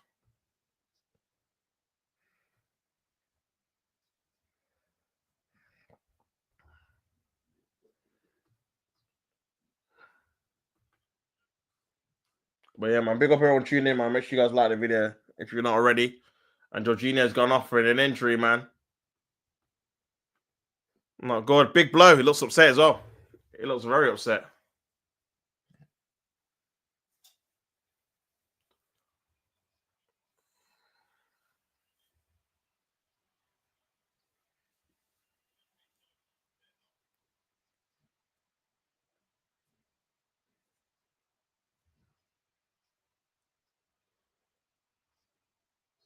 Here's Alanga.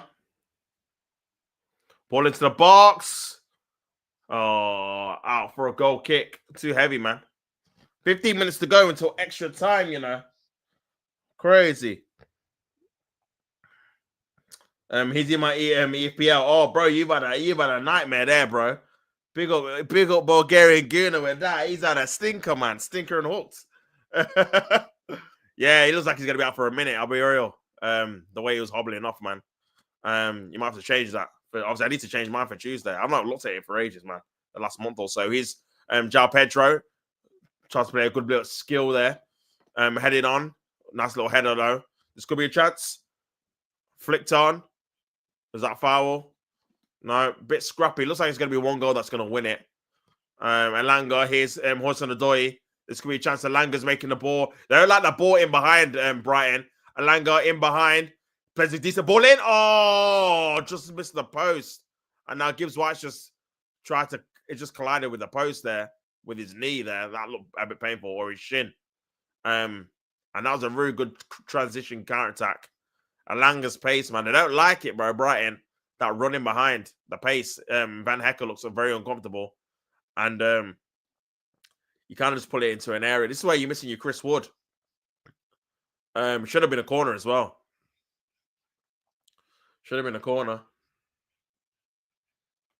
But yeah, now he's limping too. 13 minutes to go, man. Espana. Nice little cut back. 62% possession for Brighton. 38% possession for Nottingham Forest as a foul. Free kick to Forest. And yeah.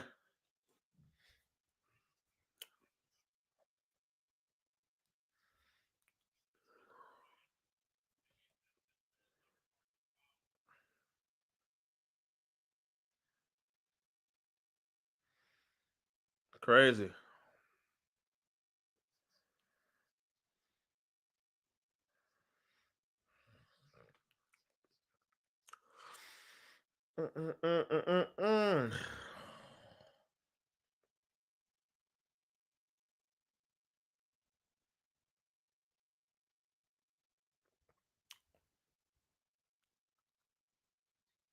And Ingra.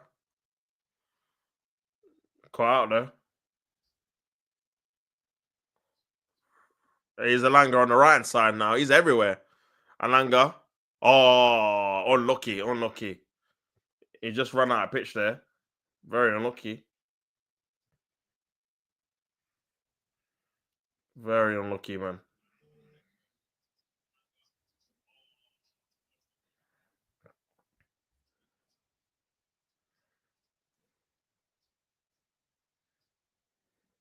But yeah, man. Now, Alanga's been good since he's come on. I can't even lie. Alanga's been very, very good since he's come on. Big up everyone tuning in, man. Make sure you guys like the video and subscribe to the channel if you're not already. All of that good stuff. But yeah, man, he's been good. Just need one bit of quality from one team to really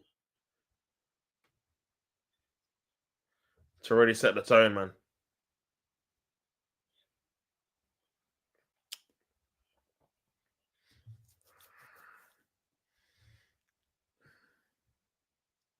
Ruda.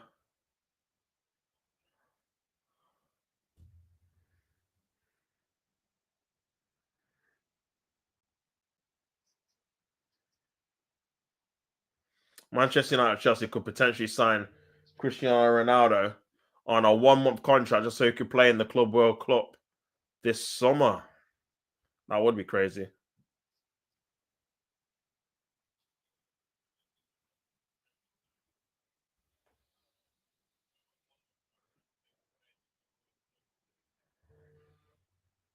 This could be a chance. Brighton have been poor, man.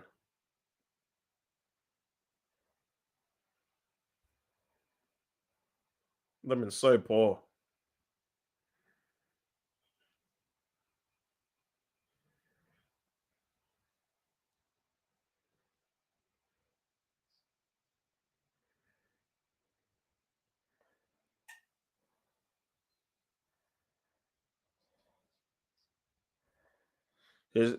Here's another chance. Oh, no, sorry, another change. Another change here, man. Diego Gomez is on.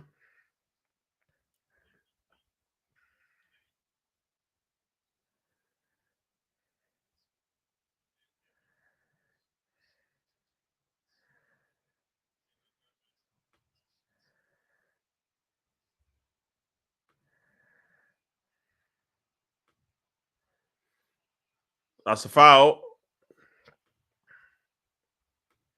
United would have been better off keeping Elanga and spending the Sancho and the Anthony money somewhere else. What was funny? Yeah, yeah, that's true, man. That is very true, man. They probably would have been better keeping him. Um, but then, having said that, bro, I feel like he probably would have not had the time to flourish under United because the pressure scope is so high compared to obviously Forest, where I'm sure Alanga's had bad games this season. We just don't hear about it because it's Forest, isn't it? Where obviously Man United, they have to win every game normally. You know what I'm saying? So, yeah.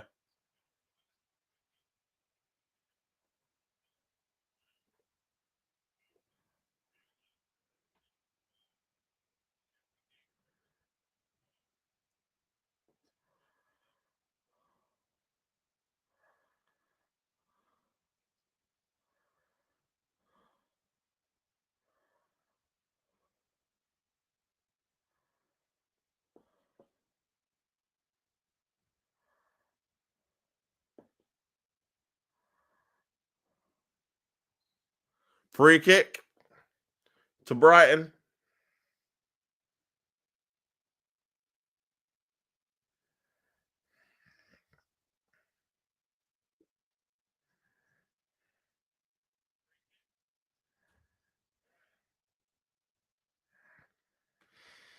Oh, man.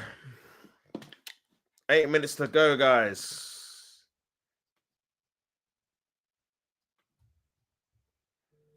8 minutes to go.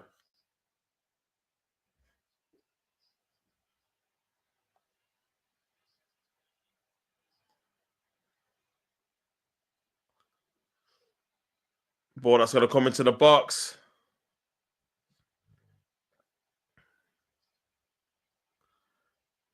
Nice. No, that's poor. Brighton have been awful this game, man. The second half, anyway. Nah, the whole game, bro. I ain't been impressed with him, man.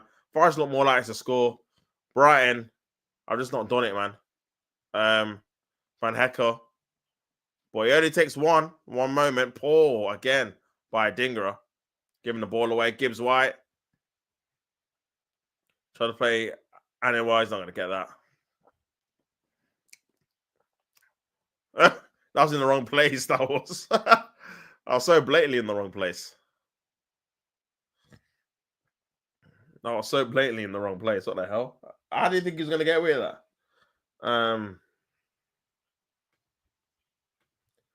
Looking forward to extra time. No, bro, I'm not. I can't lie. I'm not, brother. I'm not. I'll be real. I wanted this game to be done in 90. I'll be honest, man. I'm hoping there's a goal in the next 7 minutes. There's not gonna be.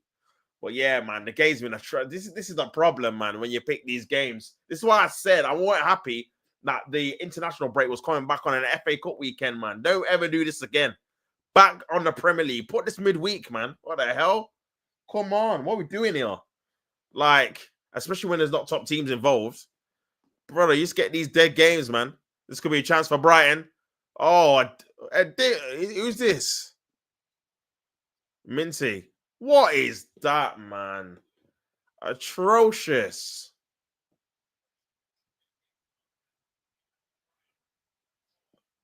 Poor, man.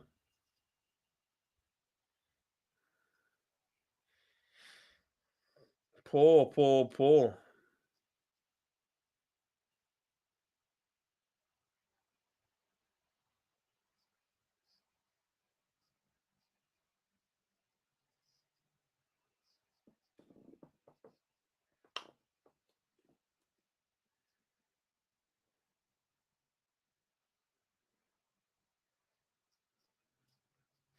You know? João Pedro, this could be an opportunity for Brighton.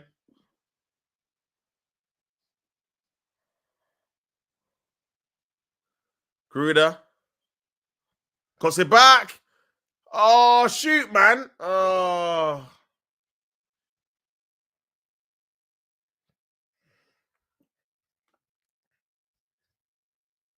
What is this, man?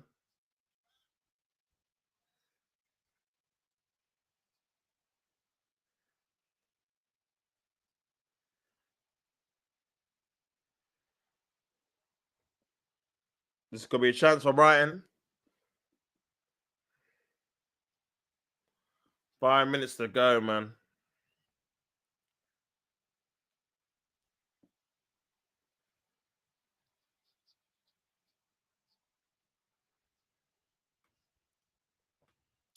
You could pick some Serie A, La Liga, Bundesliga games instead in the future. Nah, that's not a bad shout, bro. I think I might do still. I'll be honest. I think I might do still. Just pick some other games from other divisions, man. I have to have a look next time. Especially if the semi-finals are going to be their own weekend again. I might have to change it up, man.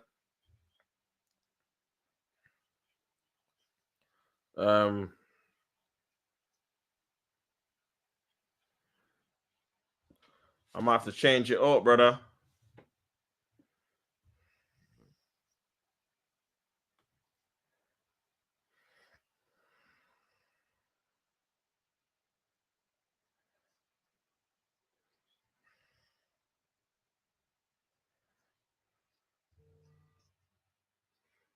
Well, yeah, man.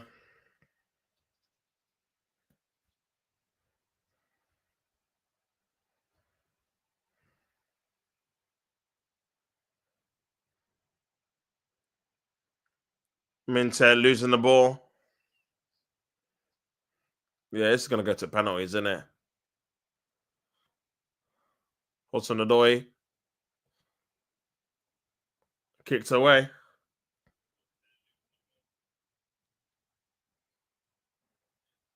Brighton free kick.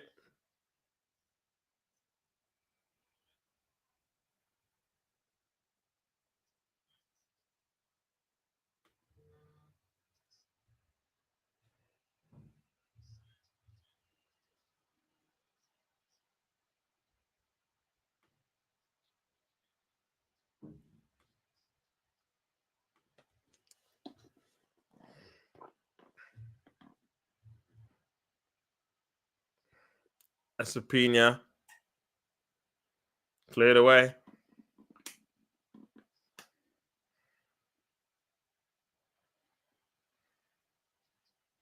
Nice.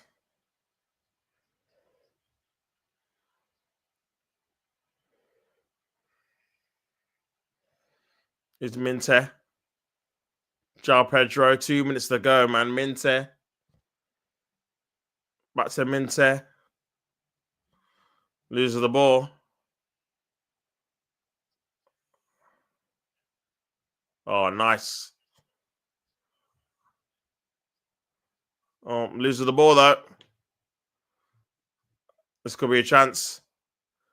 Is Minte. João Pedro. Oh, loses the ball, man. They've lost the ball in the final third so many times.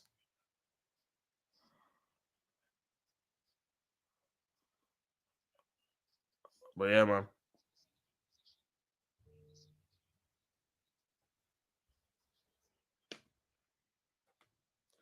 Do you remember Jay Rodriguez stops? Yeah, he used to play for Burnley, innit? Yeah, he was a baller back in the day, man. He saw some sick goals in the Prem. Yeah, man, I remember him, bro. Wow, what a throwback. That's a throwback. I ain't heard that name in a minute. Is Gibbs White, Hudson-Odoi, last chance of the probably game.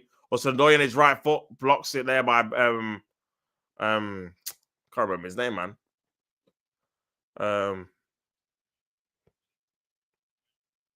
Here's Yates. Anya. Keeps possession. Hudson-Odoi. Oh my days, man. Oh my days. What is going on, bro? It broadens your horizons. Premier League is still my bread and butter. That's what I watched growing up. It never will change, but it's interesting to see other leagues. I'm a football addict. I admit that. Now I hear that. 8 added minutes, man, for a team to score a winner. He plays for Wrexham now. Does he? He's still playing. I thought he retired still, you know. Fair play, man. Fair play. Nah, he was a decent little low-key Premier League player back in the day, man. For them like promoted sides. Do you know what I mean? That's a foul? It's a free kick. It's a fantastic little run there.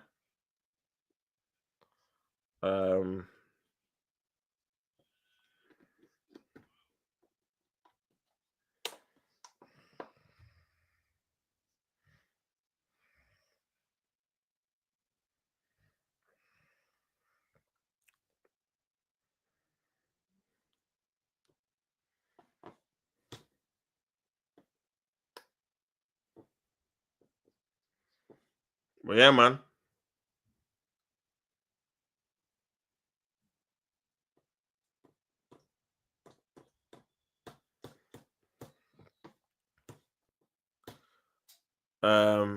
Gibbs White puts the ball into the box.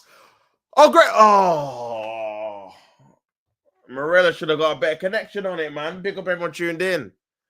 Make sure you guys like the video, subscribe to the channel, clicked away, cleared away there. Oh, man, what a chance. La Liga is the best league in the world now. I don't watch it as much as I probably should do. Now I'm doing watch alongs, man. I probably will start watching a bit more of those things, bro. I'll be honest. Just for the simple fact that it just broaden your horizon.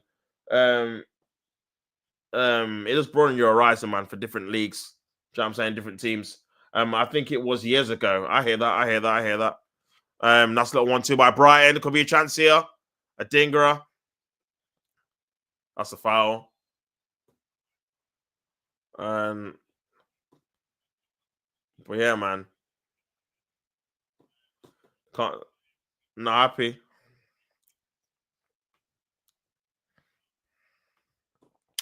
Not happy, bro. Big up everyone tuning in, man. Make sure you guys like the video. But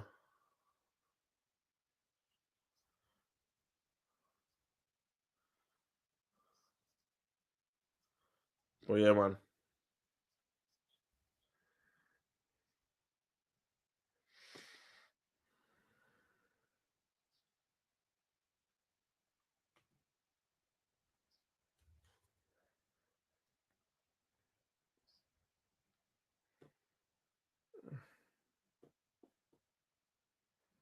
It's gonna be a chance. Blocked away. 5 minutes to go, man, before a possible extra time.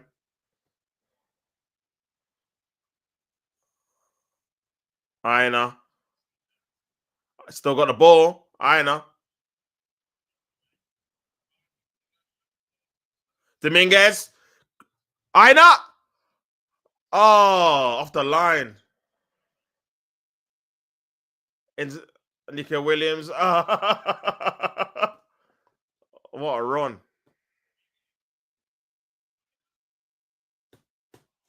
Crazy.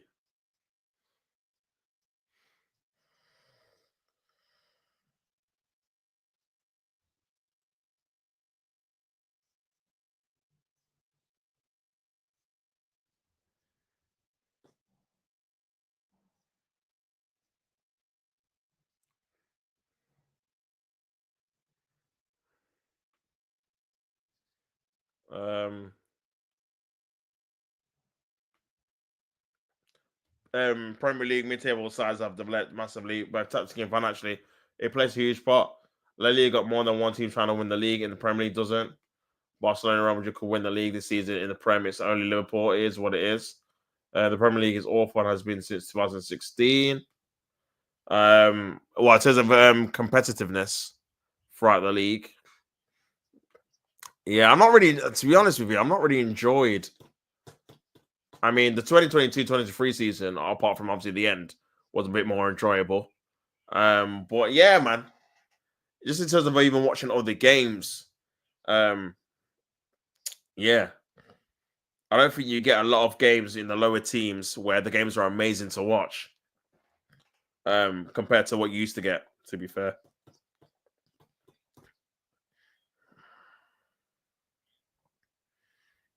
well, yeah, man.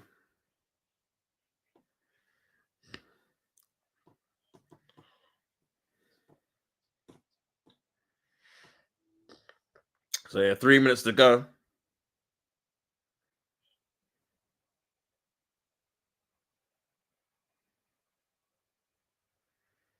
Um,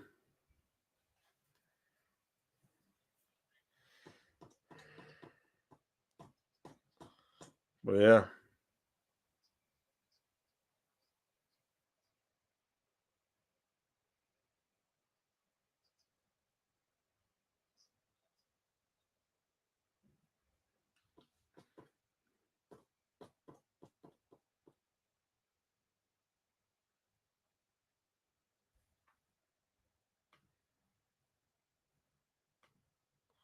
that's just nostalgia talking.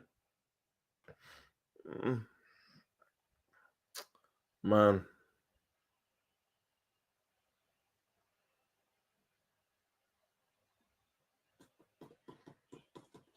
Oh, man. Just a break in the game, man. Injury for Brighton.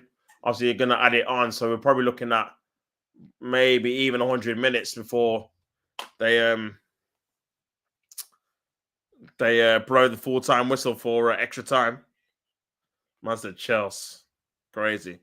Still 0-0, man. This game has been dead. I'll be honest. So they're gonna have to weigh in it.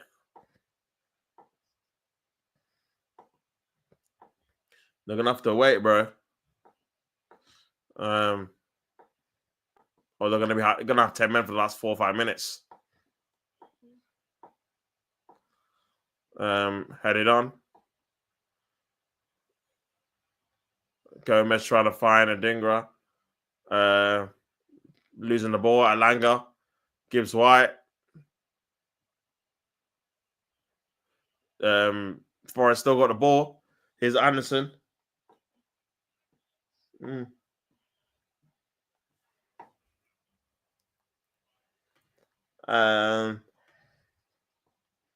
Much to think Forrest put seven was it past Brighton a few weeks ago. Yeah, I know, man. Like I said before, 7 goals in a game, and I can't get one between 2 teams, man. Crazy with the same teams. What channel is the game on? BBC One, bro. BBC One, innit? Is the channel. Nice little turn. Anderson headed away. Looks like he's gonna go to extra time. There's literally about 2 minutes left in 97, 98th minute. Forrest, maybe one more chance. Adingres. Can he get a corner? Adingres. Plays it into Alanga. Back to Adingres. Last little 1-2. Dominguez. Into the area. Yates over the bar, man. And it's a goal kick. So it looks like it's gonna be man. Boy.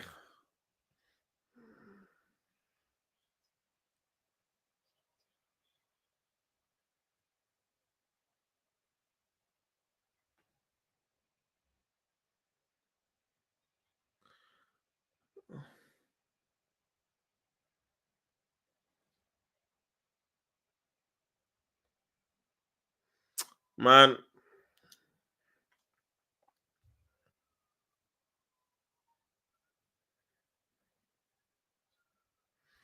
Gibbs White.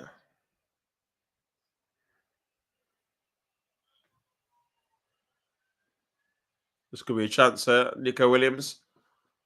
1 minute to go. Till extra time.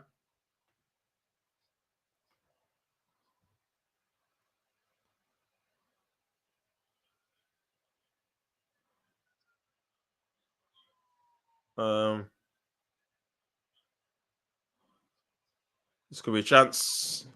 Alanga. Here's Gibbs White. Good block. Here's Morello. Last chance. Ball over the top, trying to find Gibbs White. Too hard, man. Lack of quality by both teams, bro. It's going to be extra time. It's going to be extra time, people. It's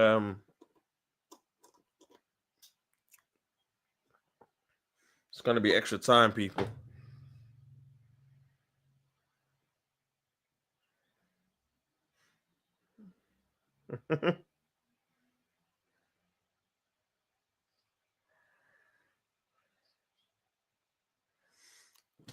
Oh, Nico Williams headed away.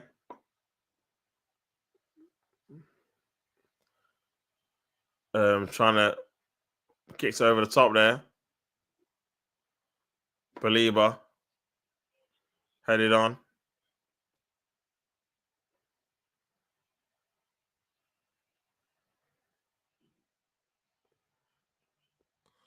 Here's Anya. Still playing, man. Over 2 minutes of the allotted time. Maybe one last chance for Nottingham Forest. Lots away. And that's it. Full time, 0-0, extra time. Whoops. Extra time, man, in the FA Cup quarterfinals, man. Crazy. 2-2 and 7-0 the last two meetings of these games, and this is 0-0. Crazy. Oh, I put the wrong thing. Well, yeah, man, not great. If I'm being honest. Another half an hour. Big up everyone tuning in, man. Make sure you guys like the video. Extra time tops, dearie me. I know, brother. I know. Another half an hour. Bro, scrap extra time. It's dead. Let's go to pens, man. No one ever wins in extra time, bro. Honestly, man. It's just a waste of half an hour. Dear me. Dear. Appalling, man. Appalling. So, yeah, another half an hour. I'm going to be on. So, yeah, Forest have been by far the better team, man. Brighton have been awful, I'll be honest, man. Especially at home as well. Giving the ball away in the final third. Been terrible, man. Gibbs White just get some treatment. But, yeah, man. Obviously, they could have had a penalty that they overturned. And Forest could have won the game based off that penalty because Brighton don't look like scoring at all. I don't think it was a penalty in the end. But, yeah, man, right decision. Thank God for VAR, man. People want to get rid of it. No way. No way, man. You got to keep it 100%. 100%, man.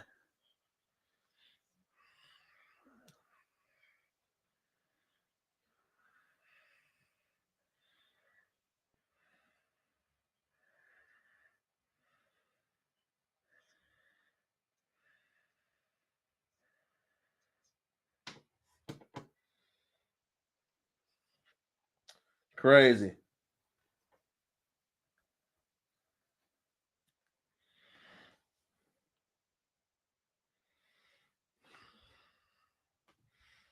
But yeah, man.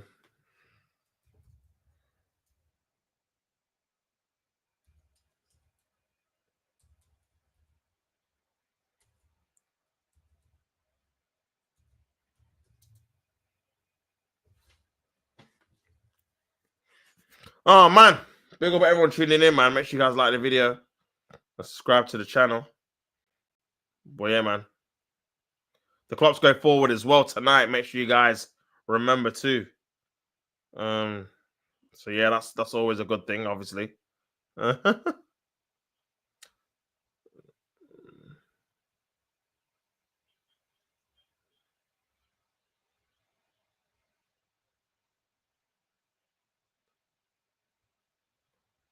Yeah, man.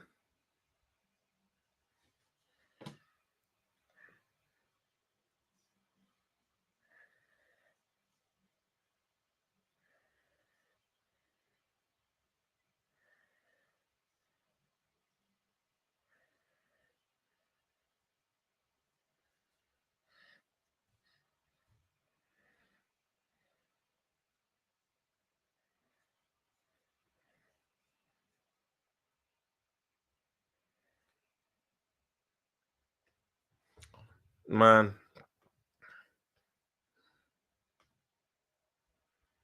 I'm gonna watch the final 5 minutes of the Frankfurt Stuttgart game. Big yourself up, man. Bundesliga. Yeah, we're gonna start off again, man. Big up everyone tuning in. Make sure you guys like the video. Subscribe to the channel, man. If you ain't already. And yeah, we're about to start again. Adam Webster.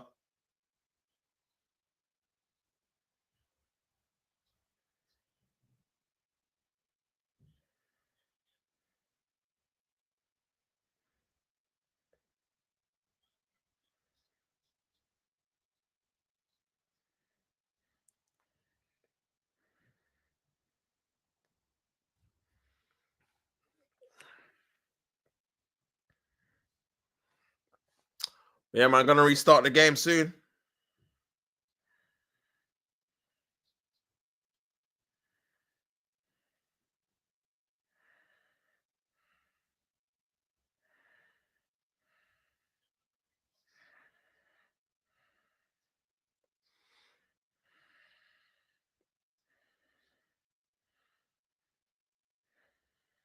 Oh man, Peter Banks messing about with the radio, man. What's the matter with these refs? Clueless. Oh my days, man. One job, you know. Honestly, you can't get the stuff these days, man. Now he's messing about with his thing. Atrocious, man.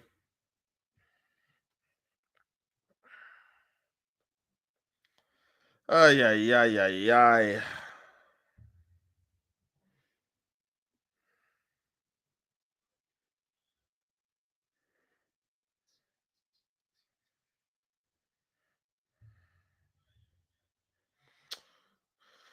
Oh boy, now we're gonna start off again, man. Who's gonna win the game? It's gonna go to penalties, in it. I'm gonna say Forest are gonna win on penalties, man.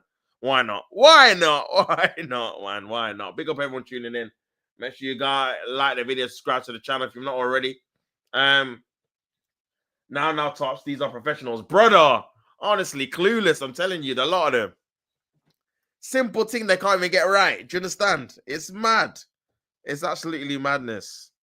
But yeah, it is what it is, I guess. Here's Gruder. Nice little run. Tries to play a ball over the top there. Cuts it back. Nice. Here's Alanga. Good play there. Come on, Forest, man. I know you got one goal in you, bro. I know you got one goal in you, man. It's that right-hand side, Anya Alanga, man. That link up there, that can produce that little bit of moment of quality. Brighton ain't got nothing about them this game. I don't know what's wrong with them. I don't know if it's because they've just come back from international duty. They're a bit sluggish, a bit slow. They've just not been at it all game, man. Their plays, their passing has been like awful, man. Woeful, really. But yeah. But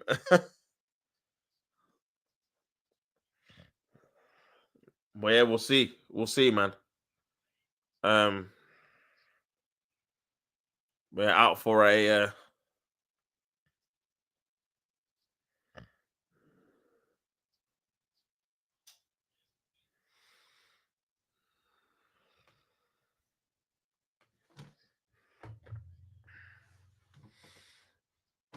but yeah, Nottingham Forest keeping the ball there. Murillo. Gibbs White. Passes it back to the keeper, Sells.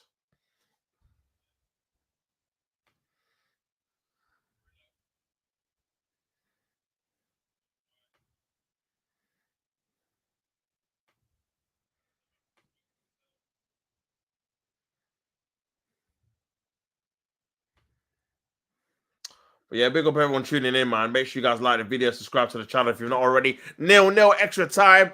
Brighton versus Forest. Are we going to get penalties, man? It looks like we probably will do, depending on obviously how these teams have been playing in this game. No real clear-cut chances really in the game. A couple of chances by Forest and a couple of saves by the Brighton keeper. But yeah, Brighton have been non-existent, man. Sells has done absolutely nothing in that goal. And he has been pretty comfortable, man. Here is a Dingra trying to create something for Brighton. Could be Brian Gruder trying to create something. Oh, good pass here. This could be a chance for Brighton. He's messing about with it. Oh, messed about with it, man. Good defending there by Forrest in the air. Dominguez. He's going to waste a bit of time now. But, bro, poor, man. Took too long. Great little turn. Great little run. One touch, bang. Cuts onto his right foot. I don't know why, man. You gotta decision making, man. Decision making. Gotta just hit it first time. Got to hit it first time, man.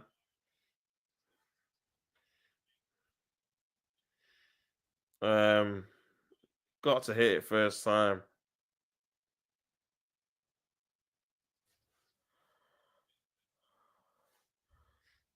Well, yeah, Forrest got throwing.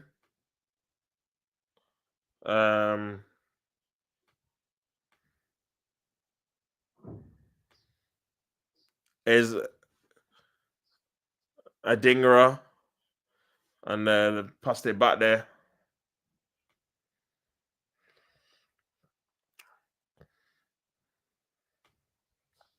Milinkovic is there as well. Nice little 1-2. Alanga. Morgan Gibbs White. Hossedodoy. Cuts it back. Dominguez, man. Yates. Trying to find Gibbs White. Puts into the area. That's out for a Forest throw-in, man. They need to do a bit more, bro. They need to do a bit more. I can't lie. The Menges is off for who's this coming on? Jota Silva coming on, man. Jota Silva.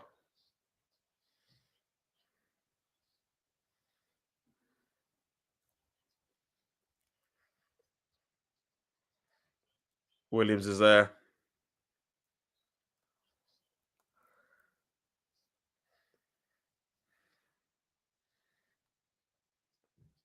Cuts it back.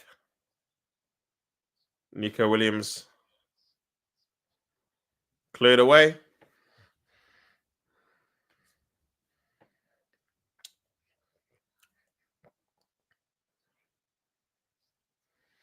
Cleared away, man. Nico Williams again. Bro. Man said, Tamu Grealish. That's crazy work. Crazy work, man. Yeah, I hear it though. The trim in it. Ball into the box by Nico Williams, headed away by Van Heckel. Minte. Cleared away. Just go to penalties, man. I beg. Just go to penalties, bro. No, the only team that's going to score is Forest. I don't think they're even going to score. I'd be so real. Here's also the Doi. Williams. Oh, loses the ball. Gruder. Oh, play advantage, you clown. Play advantage, man. Oh, my days. Luke Skelly would have got sent off for that, by the way. We should have played advantage, man. Oh, my days. Just wait a bit.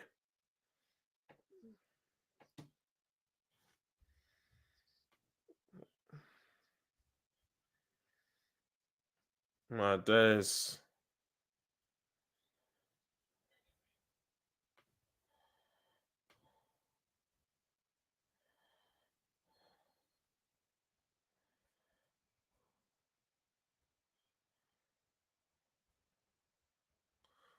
Ball into a decent area.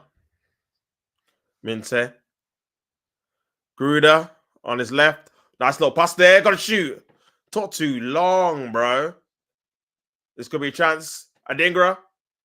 Off the bar, innit?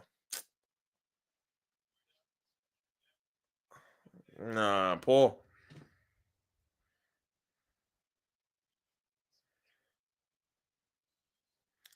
Poor, man.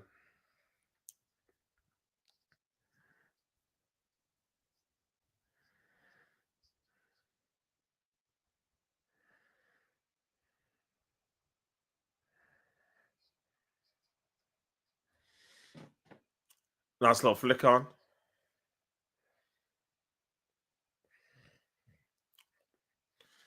Oh, man.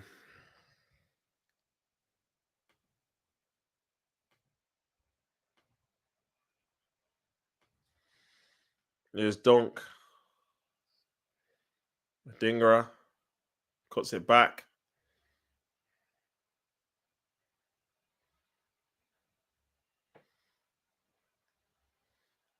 Oh, loses the ball, man. Tries to play Alanga. Oh, great. Paced by Alanga. Jeez. Oh, good defending there by Van Heckel in the air. Back to Alanga. Just have a shot. Ball into the box. Got into each other's way there.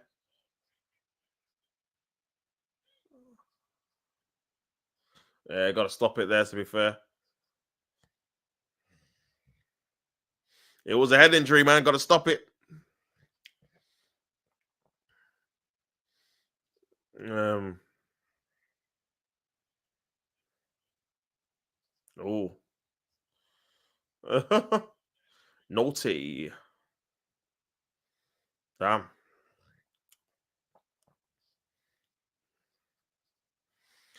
Damn.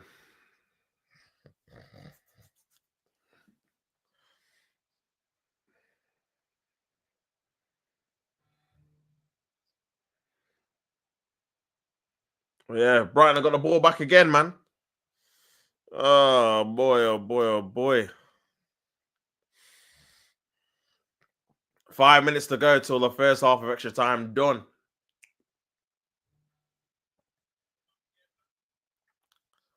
Henshaw.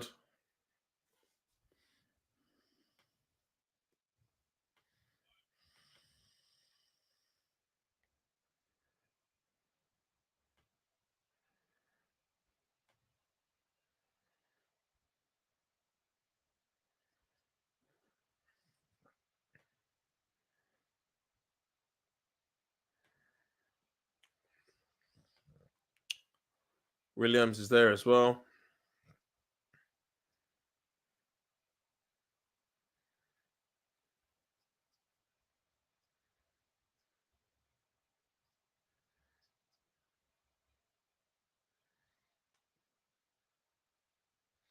Milenkovic headed away.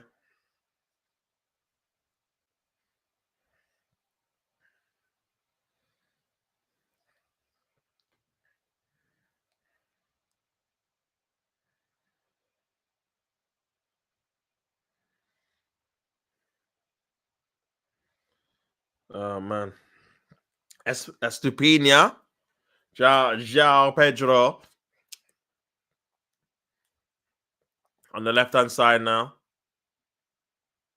Cuts it back. Gruda.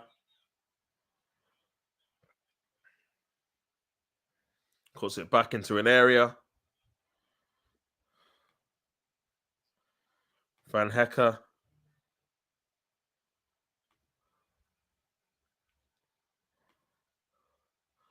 Oh, good.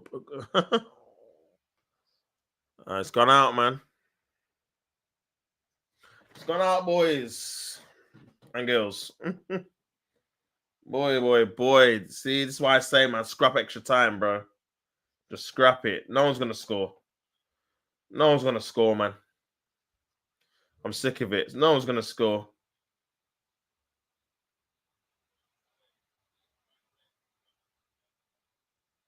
No one's gonna score, man.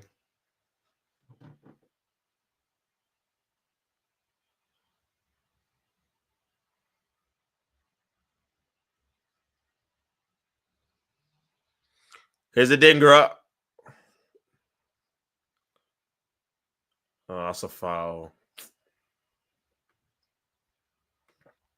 Did you see Forest struggling to keep their European spot next season, like Newcastle and Villa have in the last 2 seasons? I think they'll drop off. Yeah, 100%. To be honest, bro, they've overachieved even being in the position they're at, man. So, to be honest with you, a drop off, if they were to finish like 8th or 9th or even top 10, that would still be a good season for them overall, considering they've only been in the division the last 2 years. So, yeah, man. For me, if they do reach into a European spot, it's just to maintain their top half status, man, in my opinion. Because yeah, it's tough on the big teams, bro, to maintain the European and Premier League schedule, man. So yeah, for a squad that's not used to it and a smaller one, it's going to be difficult for them. But bro, it'll be refreshing to see a different team again in Europe, innit? Paul cross into the area, out for a goal kick, and yeah, a couple of minutes until half time, man. Um,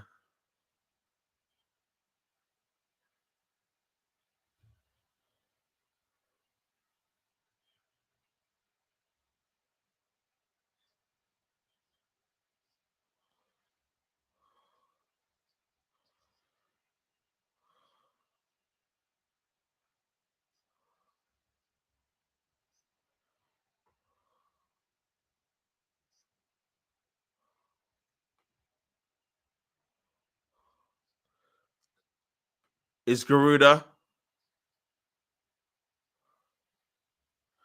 corner?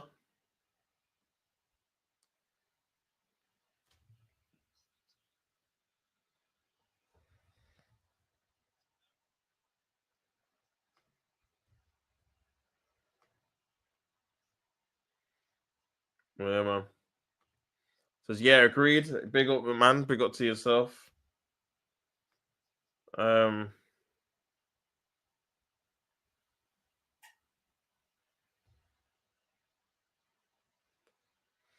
Ball into the box there. Espetina in the box. And yeah, man.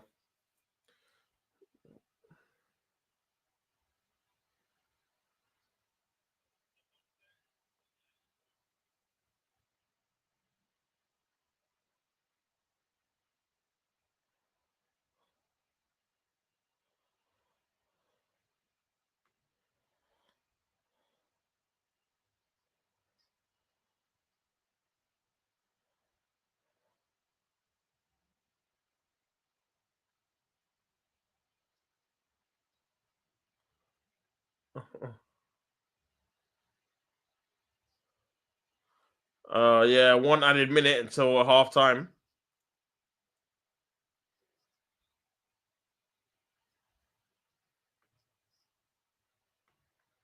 Yo, big yourself up, Luca, man. Hope you're well, bro. Do you remember me? Yeah, man, I remember you, man. Big yourself up. Hope you're well. Make sure you like the video, man, if you're not already. Still 0-0.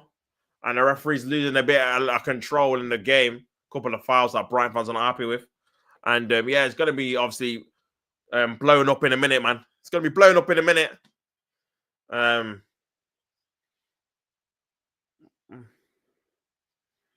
But yeah, one more free kick into the area. One more free kick.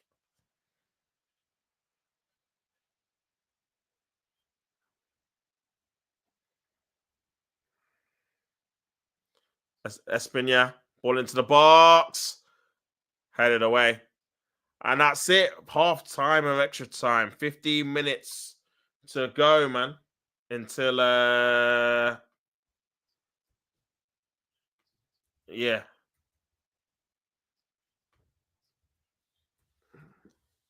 Crazy.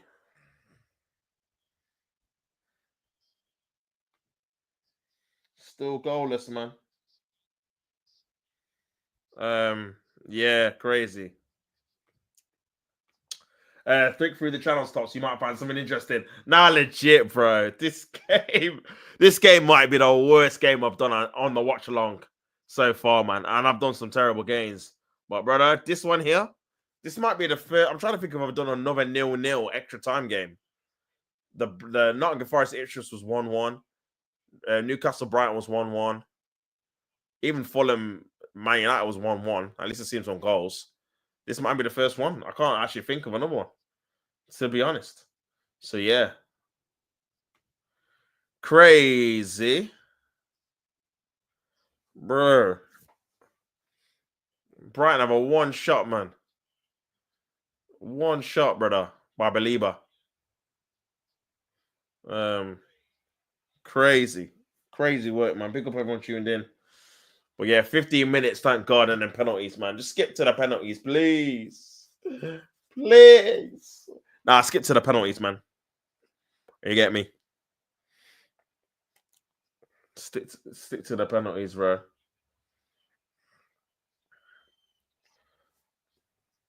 Bro. Oh man, half an hour to go, man, till penalties. Let's go. Let's get it. Let's get it, man. Let's get it, man. Um João Pedro trying to ease up the crowd, heavy up the crowd, all of that good stuff. 15 minutes to win it without penalties, you know. 15 minutes left.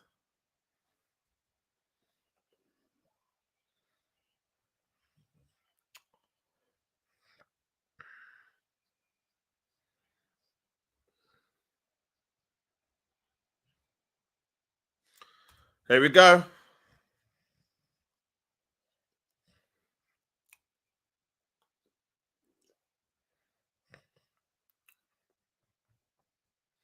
Ball over top by Van Heckel. Van Hecker. Adingra. Nice little play there. Cuts it back.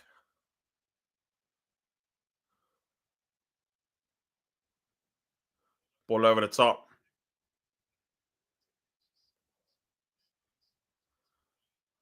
Van Hecker.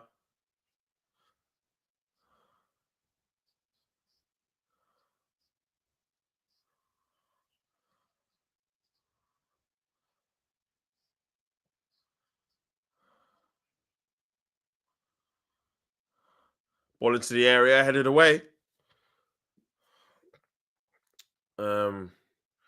Kick back my Brighton. And Brighton are actually trying to attack. Bro, this is why I say, man, you need silver goal back. Silver goal, golden goal, all of that good stuff, man. You need that back, bro. I'm telling you, man. That's when it comes alive. Do you get me? That's when it comes alive, man. Big up everyone tuning in. Anyway, Chelsea, you know the rest. You telling Bulgarian ball into the box. Oh, Diego Gomez with a chance over the bar nearly, and Brighton have lost the opportunity to score the first goal of the game. Alanga wants a free kick. Not going to get it. Here's Minte, Gary and Minte. Tries to play a ball into. It's like Brighton can't put a string of passes together.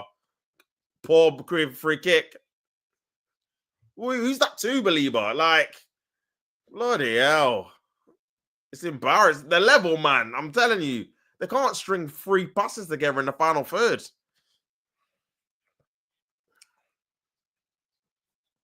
been so bad. Decent bit of delivery, but yeah.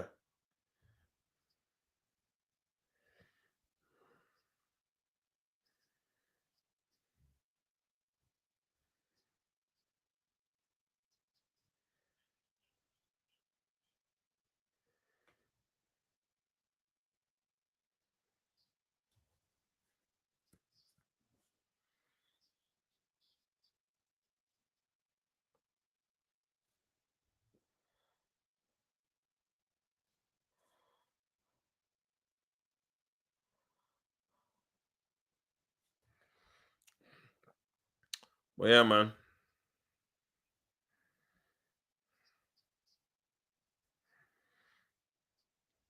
Just a bit of cramp in the area. Just a bit of cramp in the area, man. But yeah, big up everyone tuning in. Nice there by Brighton.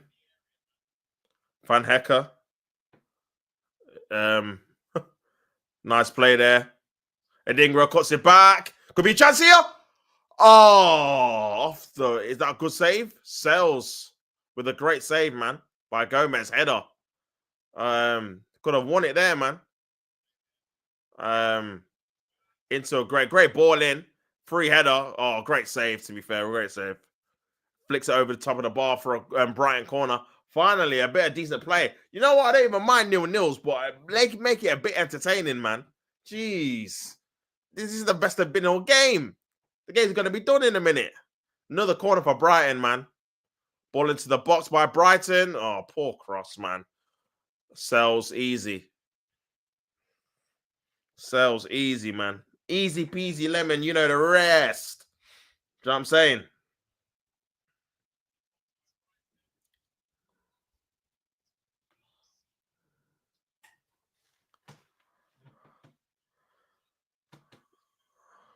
Great flick on there.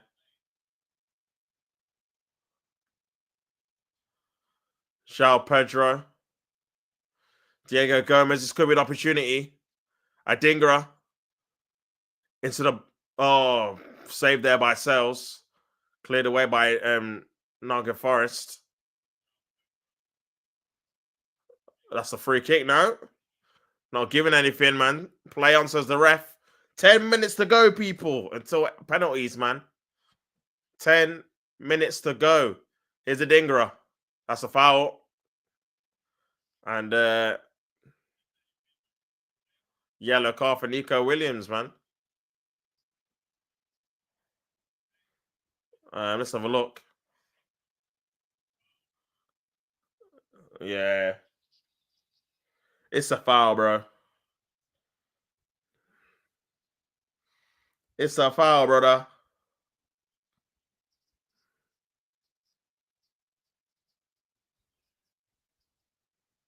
But yeah, crazy.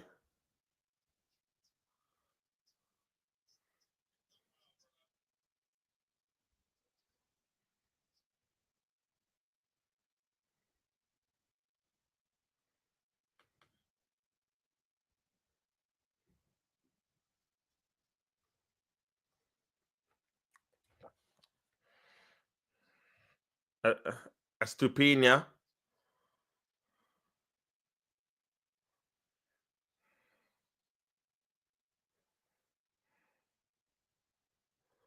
Ball into the box. Oh, what is that, man? Awful. What was he trying to do there? I think he's trying to score. Awful, man. Got to put that in the area, surely.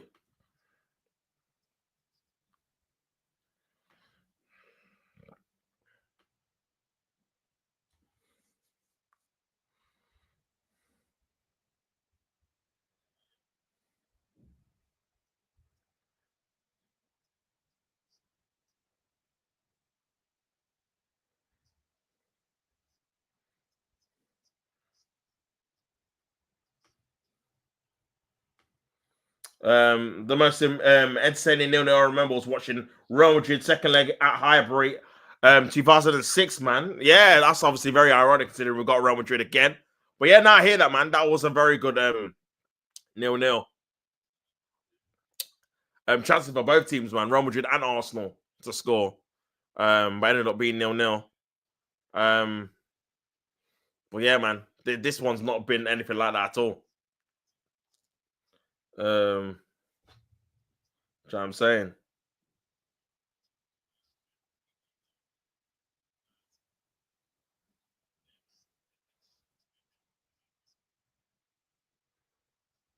Crazy.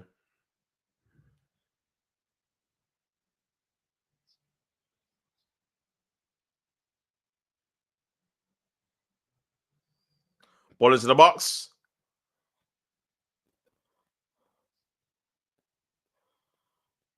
Here's Brighton. A dinger. Tries to play a ball over the top. But he's not going to get that, man. I know, man. Good defending there. This could be an opportunity. Oh, awful. Honestly, man, I feel like if oh my days, this game's so bad. Oh my days. There's not even any chances, man. Oh, brother. Honestly.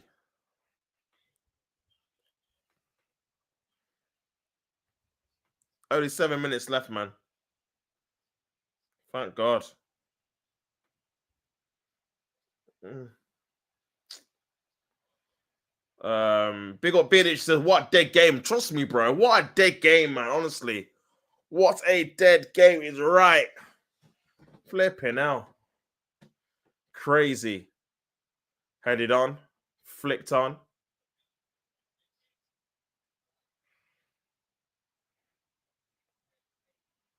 That's a foul. And that's a free kick.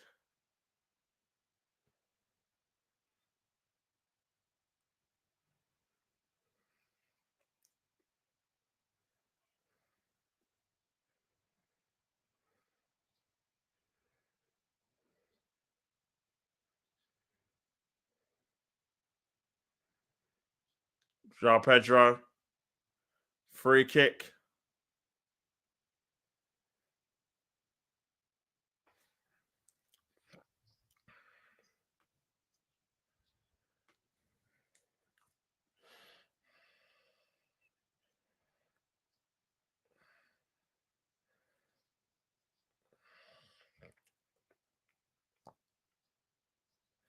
Free kick to Brighton, man. 5 minutes to go.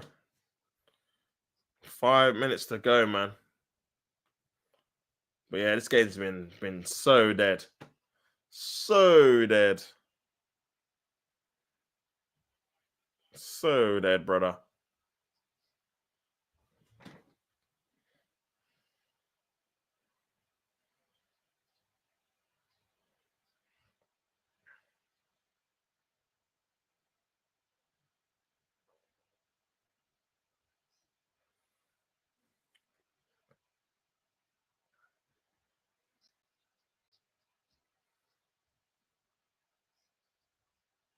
But yeah, let's see what they can do from this free kick, man. 4 minutes to go.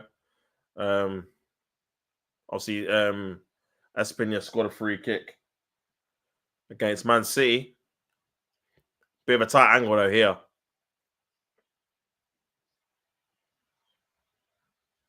Takes it again. Corner. 4 minutes to go, man.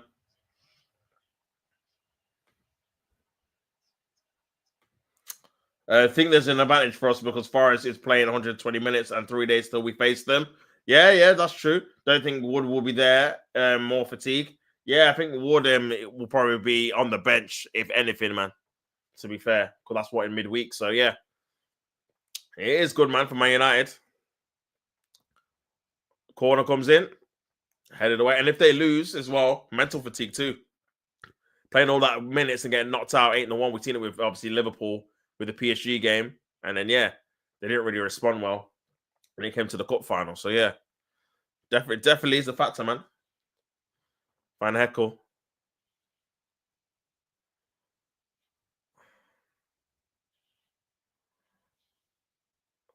But yeah, Gruda.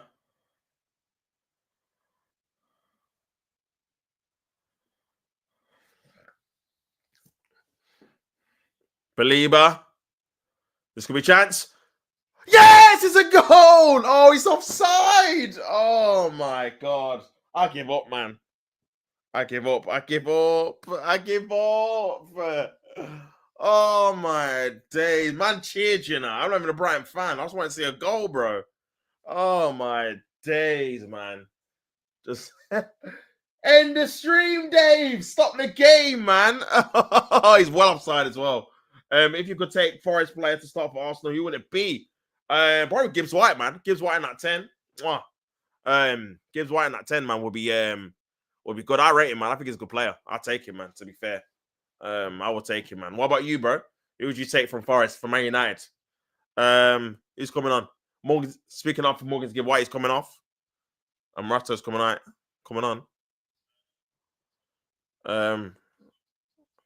Very interesting.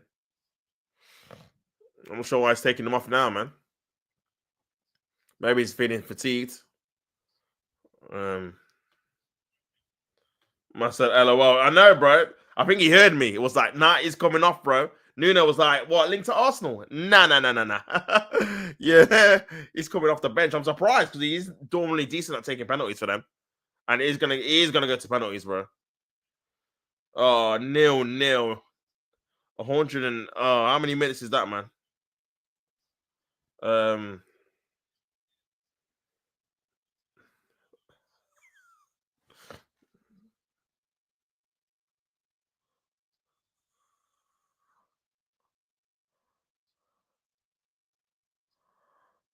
How weird.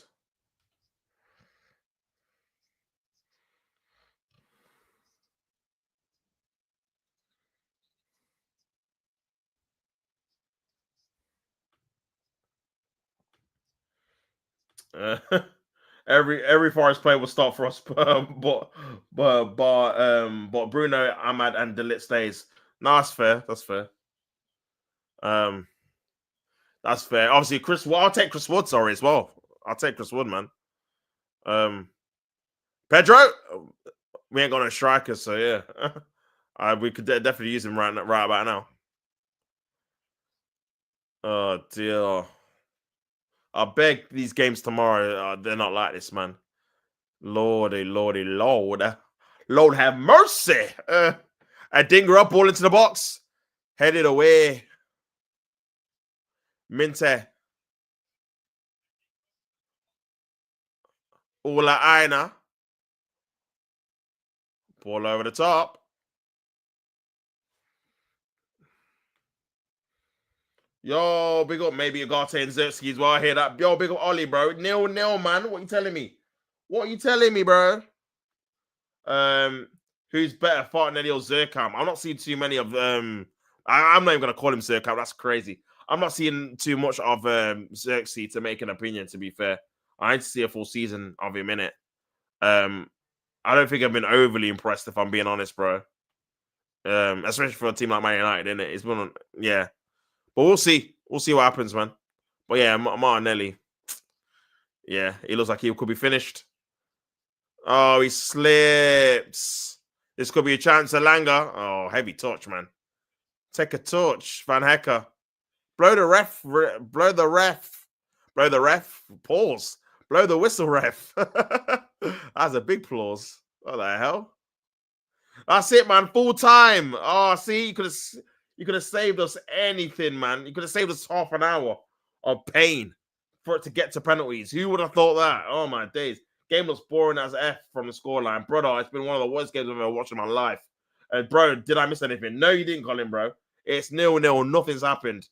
No drama, nothing. It's going to penalties. We could have just got that. Scrap extra time next season. I beg you. Scrap it. I don't care what competition. Scrap it. Blow the ref is insane. Tops, Stinker, and Hawks. That is crazy. Oh my days. Pause for that. Jeez, that is nuts. I meant blow the whistle, ref. That is nuts, man. What is going on? What is going on? Wow.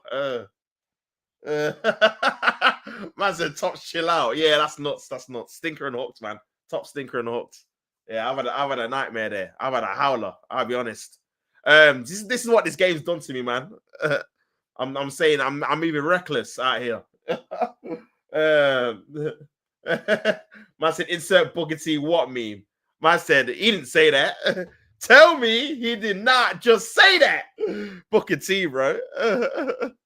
Or you're the Ron Simmons one. The damn. If you know, you know. Yeah, crazy. Yeah, that's nuts, man. That's nuts. But yeah, big up everyone that's still tuning in with me. I appreciate all of you in the chat, man, who's still locked in with me out all this time. Big yourselves up every time, man. 0-0 going into penalties. Who's gonna win on penalties, man? You guys tell me in the chat who's gonna win. I'm gonna go for Nottingham Forest to win it on penalties. But you never know, obviously. They've already won, 2 shootouts as well. So yeah, they've got a good history, bro. They've got a good history of winning penalty shootouts already in this competition this season, man. But yeah, the fact they're showing the same dead chances from the first half of the first piece of play, bro, is crazy. That's how you know this game's been red out. But yeah, man, big up everyone tuning in. Obviously, penalty shootout on the way. Man said, to quote R-Truth, I don't know if that's PG. Yeah, I don't think it is, brother. Wasn't going to let you suffer alone, though, this one, man. Nah, legit, big yourself up, bro.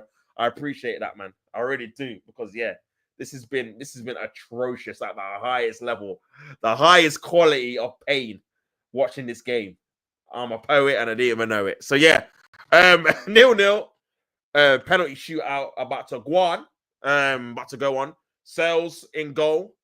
He has saved a few for Ipswich. Against Ipswich, sorry. So yeah, crazy, man. Crazy. But yeah, man. I said pure haram, you know. There can be an entertaining game with no goals, but this game was so boring. It was dead, bro. Pure haram, poor. It was, bro. Brighton had like one chance in like 100 and I don't know what 20 minutes or whatever it was, bro. It's appalling. It's actually appalling, man. But yeah, man. Crazy. Oh man, oh man. Well, yeah, man. Who's gonna win on penalties, guys? You tell me in the chat who's gonna win on penalties. You guys let me know, man. Who you think's gonna win? On all that. But yeah, I do feel like it depends who wins the coin toss and that. Dictates really how it goes, and you really want to go first, preferably in front of your own fans. But yeah, you want to really go first, man, to put the pressure on the second penalty taker in it.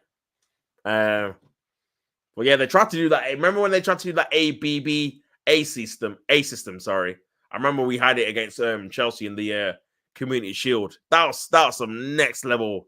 I didn't rate that, man. That was some weird order they did it, man. Where you go first, and then the second team goes second and third, then you go fourth, and they go fifth and sixth. It's crazy, man. Crazy. Two Jake Tylers, man. Big up Jake. Going for Brighton. Big up, man.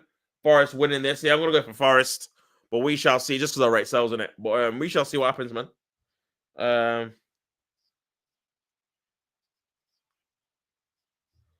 Crazy.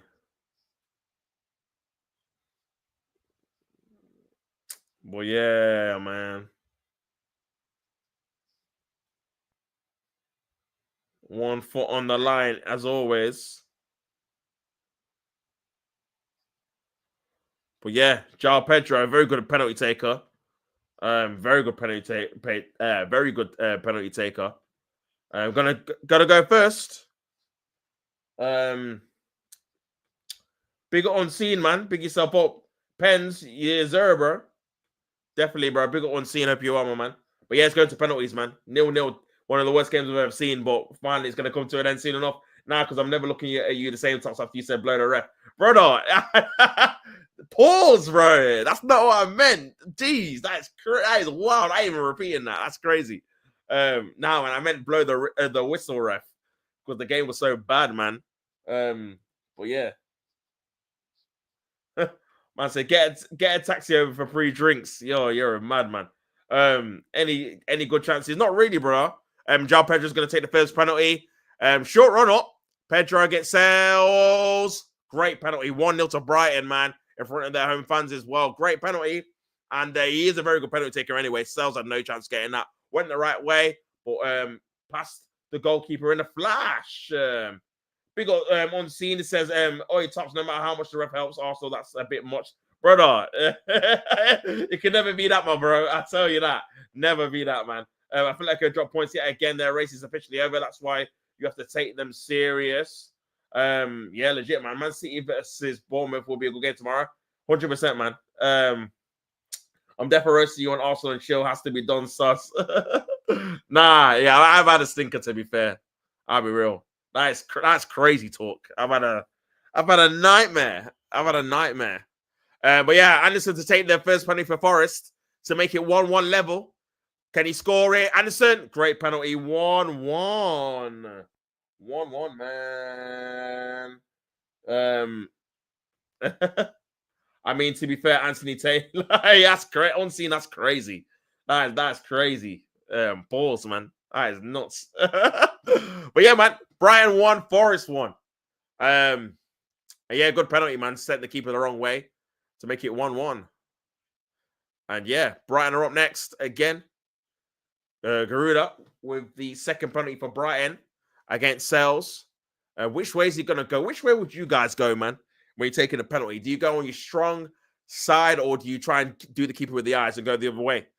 I feel like he's going to go to the keeper's right. Here we go. Oh, great penalty, man. Sat the keeper down, went to the keeper's left. Even the keeper's Sales kind of gave it like a thumbs up or a kind of a nod of approval to say, yeah, you done me there. But yeah, great penalty. Oh, he's done him. I didn't even look at him, man. What? I don't know how people can do that. That's a sick penalty. I can't lie.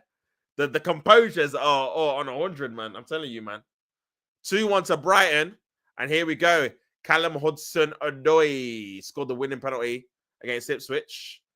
Got a chance to score a penalty here. Remember, this is a chance to go to Wembley in the semi-final of the FA Cup. Chance to win silverware. So, yeah, this is a big penalty shootout for both of these teams. Who's going to go to Wembley? Here's Nottingham Forest's Hudson-Odoi. Short run-up, very short run-up against the Brighton keeper. Great penalty, man. Top corner, you know. Crazy. Crazy.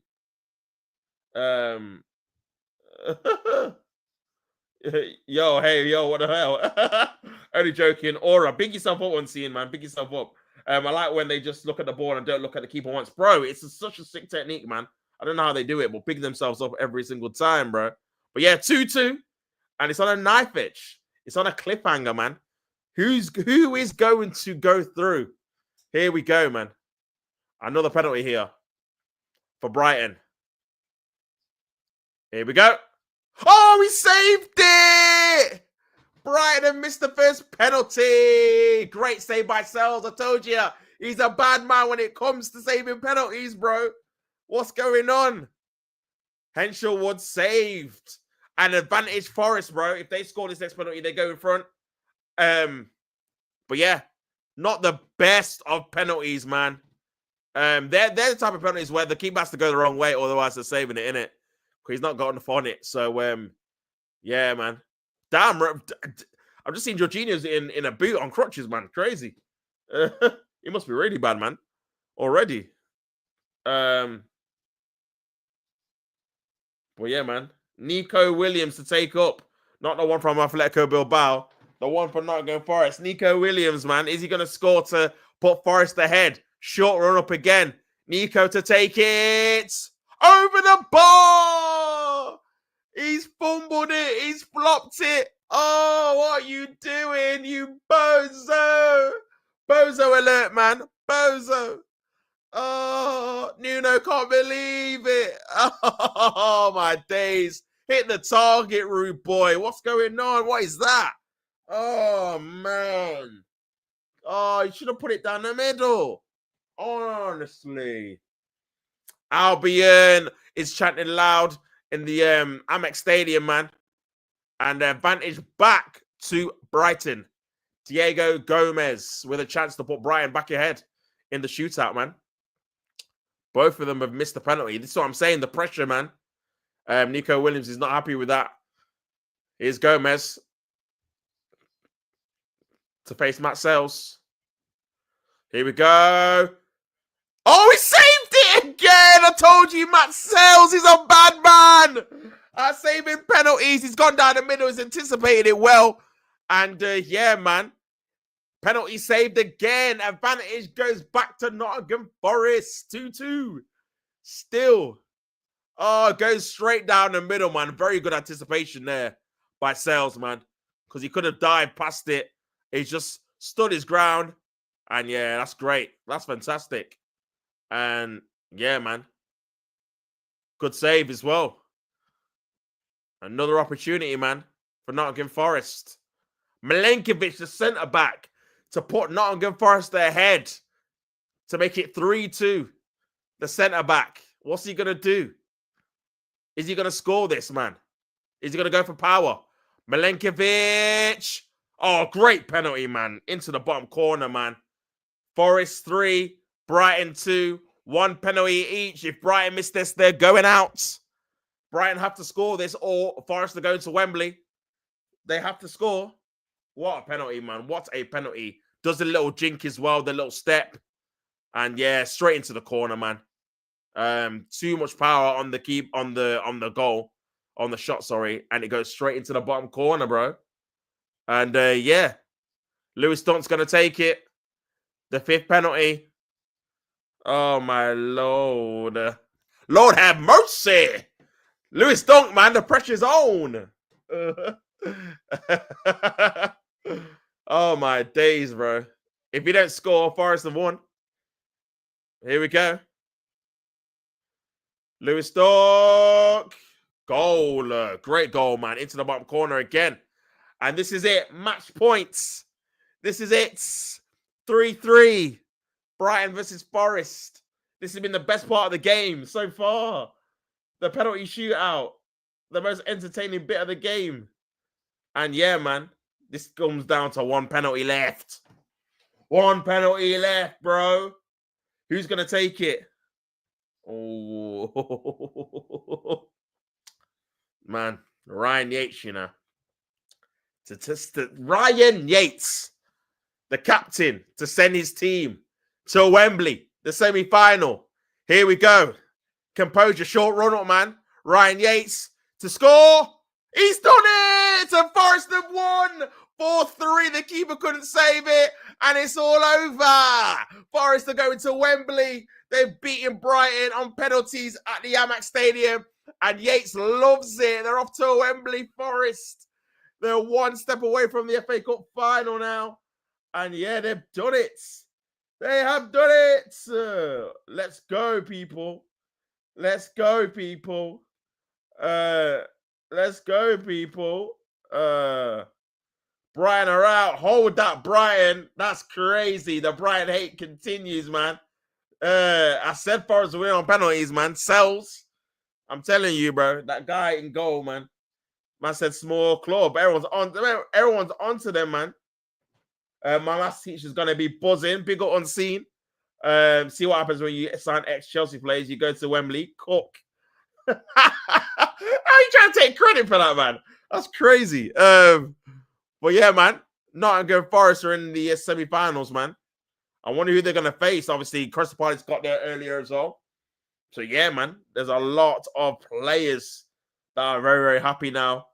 And to be fair, on the balance of the game, they deserve to win the game. To be fair, they were much better than Brighton. They just lacked to kill a striker, especially when they took Anawani off.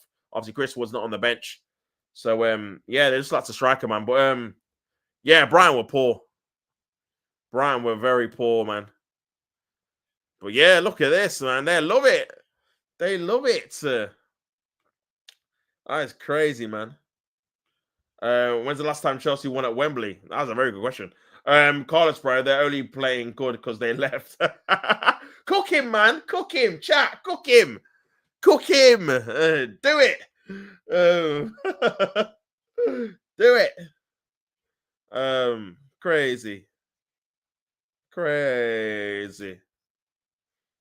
But yeah, some of them penalties were atrocious, by the way. So bad. So bad. But yeah, Forest deserved to do it in the end. Cook him, man.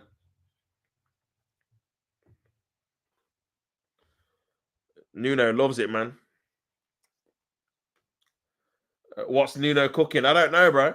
Still dragging it once they left your club. I've got the chat rattled. Chelsea, look at this guy, bro. Man said he's got the chat rattled, man. That's crazy. That's crazy. That's crazy, brother.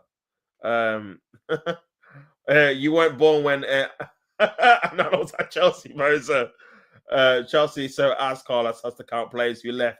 You tell him, bro. You tell him on C. No one's rattled, man. You let him know the story, the real story, bro. What's going on? Preston versus Aston Villa tomorrow, and then Brighton versus Man City tomorrow as well. Hopefully, them games are a bit better than the one we had to endure. We had to witness, man. Crazy game. Crazy. Crazy game, man. Oh my lord. Oh my lord. But yeah, man. Chat is full of sins. What the hell? Now they're just onto you, mates. They're onto you, mates. Do you know what I mean? They're onto you. Nah, they're onto you, bro. They're onto you because you're chatting the madness about Chelsea again. Always in my chat as well, bro. It's crazy. Chelsea not even playing. You know the ones there. The aura I'm again when Saints roll Chelsea over is unmanageable. Bro, it's crazy, man. It's crazy. Madness. It's a madness. Big up everyone tuning in, man. Make sure you guys like the video if you've not already. Nottingham Forest are in the semi-final. Sorry, they're in the semi-finals. They're in the semi-finals, isn't it? So yeah,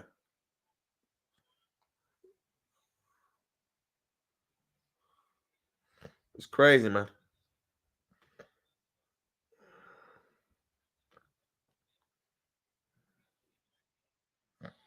It's crazy.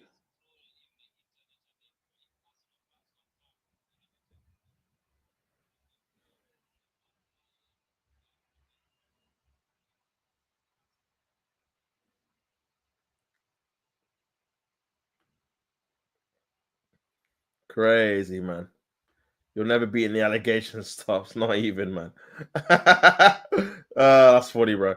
Tomorrow we hate watching City. One successful hate watch down. Bro, why do you hate?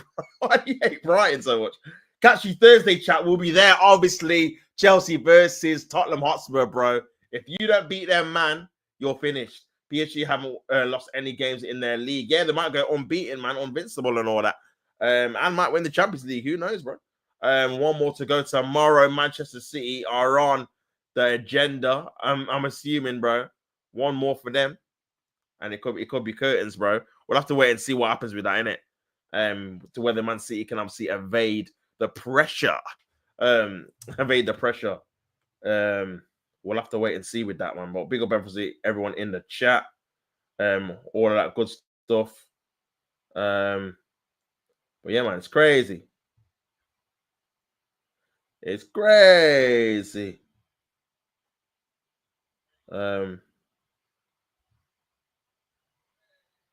Crazy, man.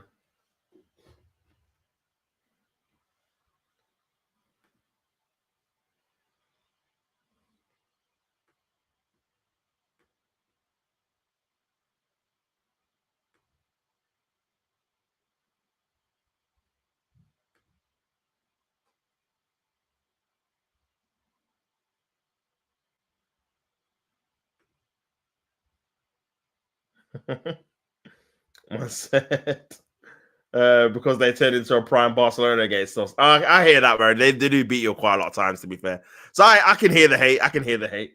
Fair. He hates Brian because they always own Man United. Nah, I hear it.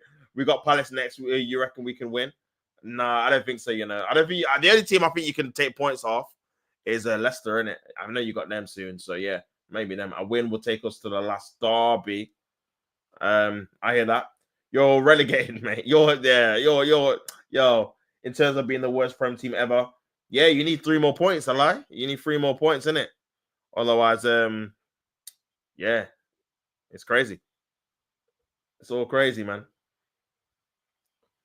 It's all crazy.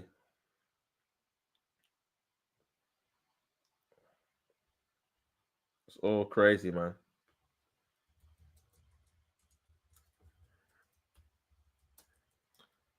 It's all crazy, man.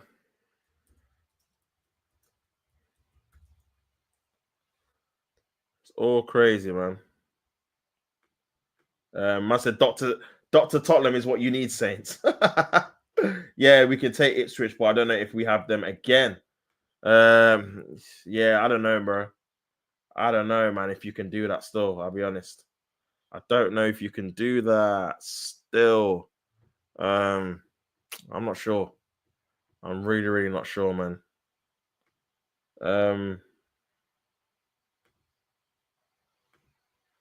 Spurs are below us. Enjoy relegation.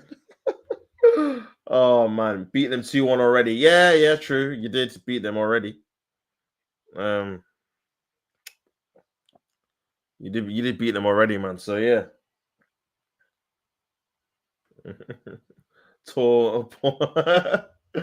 Nah, you do, bro. You just need to win another game to get past Derby in it. Derby had 11 points. You've got what?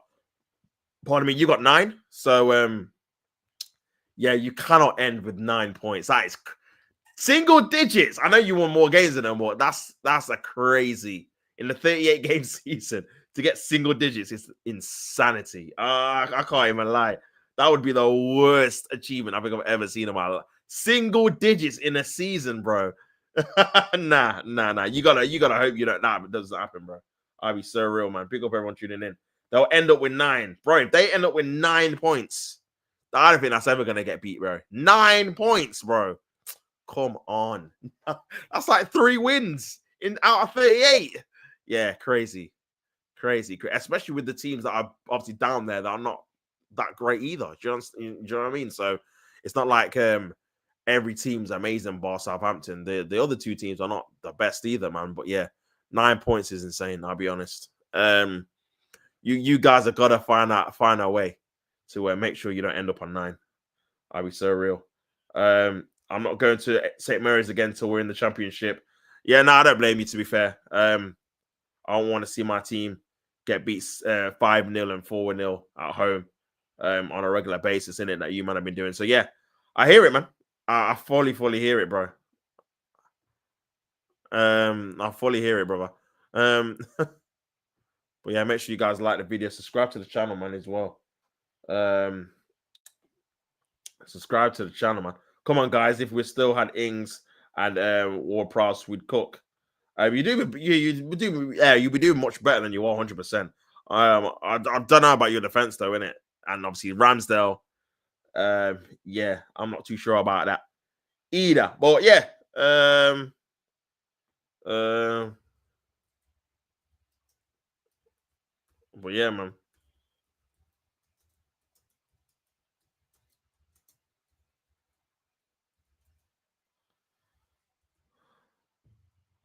But yeah, big up everyone tuning in, man. Make sure you guys like the video.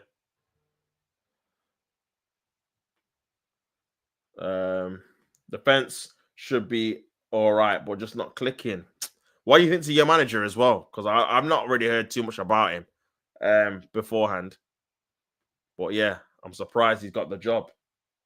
I'm surprised he got the job, to be fair. I'll be so real.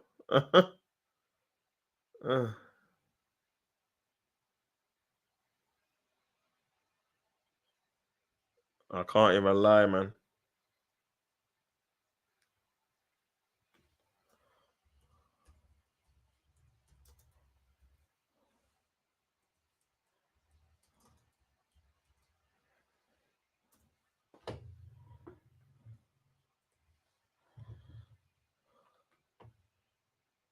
But yeah, man. I didn't even know none of the managers we had recently that haven't changed much. I would have kept the other guy you had because he was a possession merchant, man. He just loved possession in it. But I feel like in the championship that would have worked a bit better than the Prem because obviously everyone's got better players, isn't it? But yeah, crazy.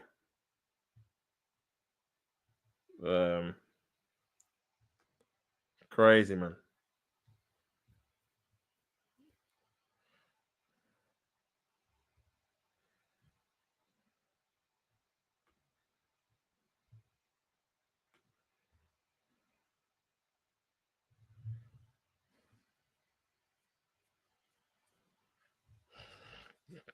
But yeah, man.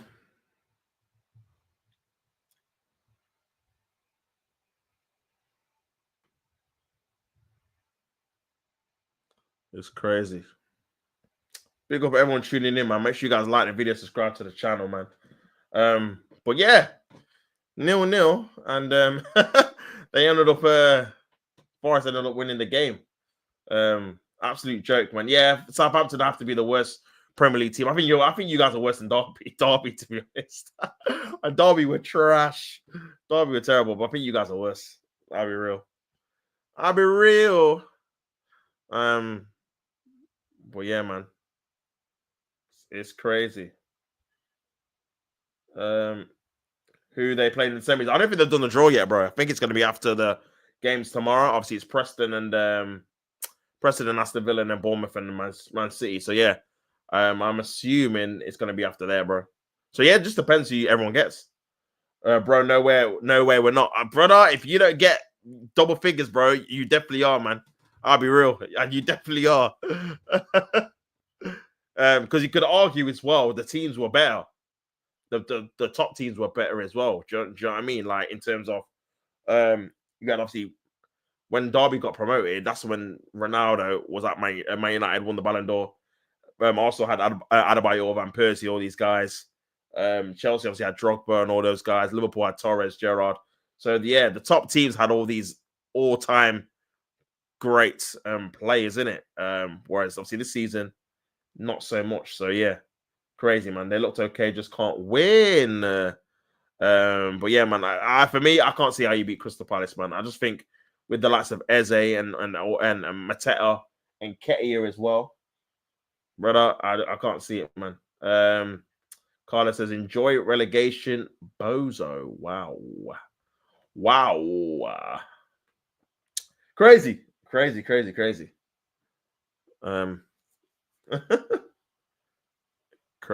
man. Crazy. But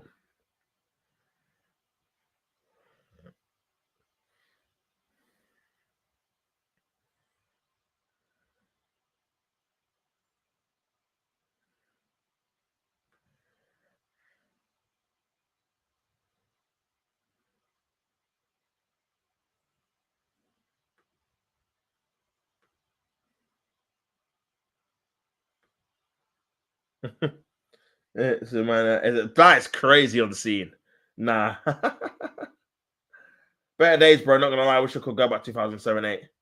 Also, we're still mid then at LOL. Nah, we weren't mid. What you talking about? We had a good team then, man. Our team was cold. Our team was very cold, man. Um, that's crazy. Um, but yeah, man, big up everyone in the chat. The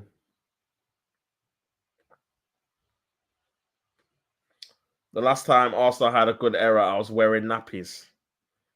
You see this. See this agenda driven, man. You see it, bro.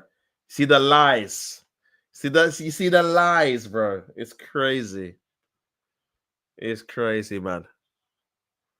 Um,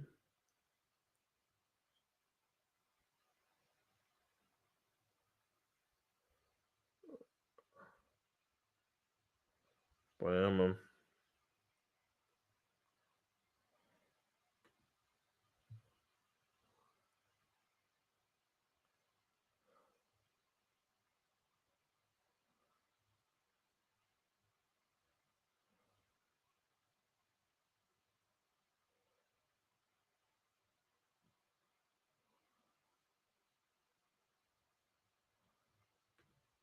Challenge for the title that season, Carlos. What show we were mid? You tell him, Colin, man. You make him know. You make him know what the truth is, bro. You make him know what the truth is, man. You know what these Chelsea man are like, innit? Who do you reckon's winning tops the cup? Oh, the FA Cup. Oh, I'll probably go Aston Villa, bro. I'll probably go Aston Villa in it. I know they still have to beat Preston, but I'll probably say Aston Villa are gonna win it, man. But yeah, don't know, man. To be fair, I want. It's up for grabs, isn't it? Especially if City go out tomorrow, then yeah, it's definitely up for grabs, man. Definitely up for grabs. For sure. Tops, you gotta get Carlos on the stream one day. Yeah, 100%, man. Tell him to get his camera ready, innit? And a decent mic. so the chat can cook him up. Get Carlos and Kurt on just for the ref. Yeah, that would be funny, bro. That would be funny. That would be too funny, man, to be fair. That would be too funny.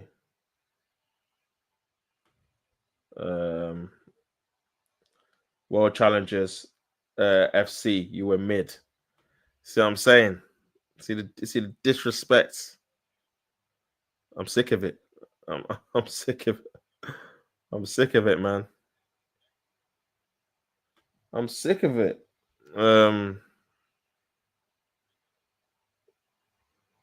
Crazy. Crazy, man.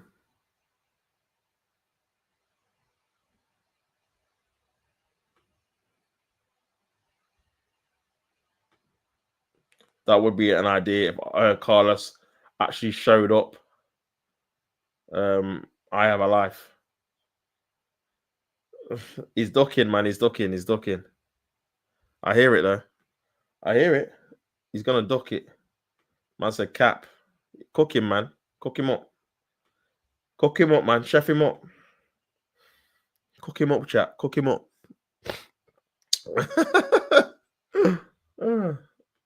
Bro, my chat not showing up on the screen. Big yourself up, bro. Big yourself up.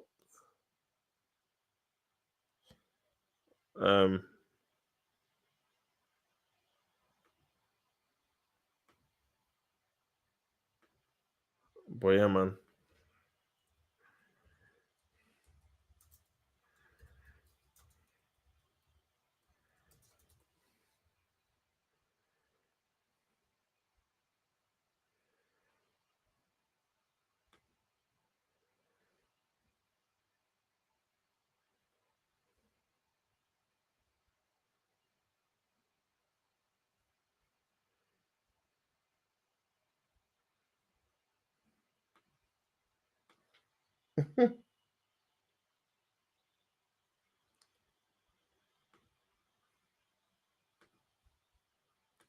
What what do I use to stream, bro?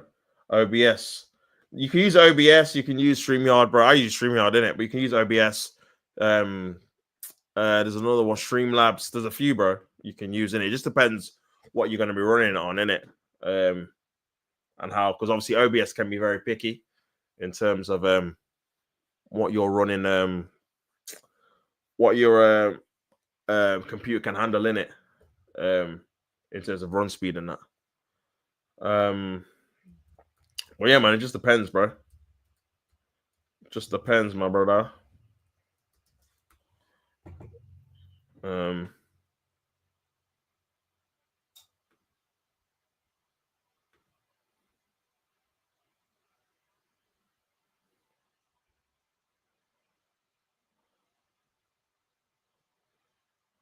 um,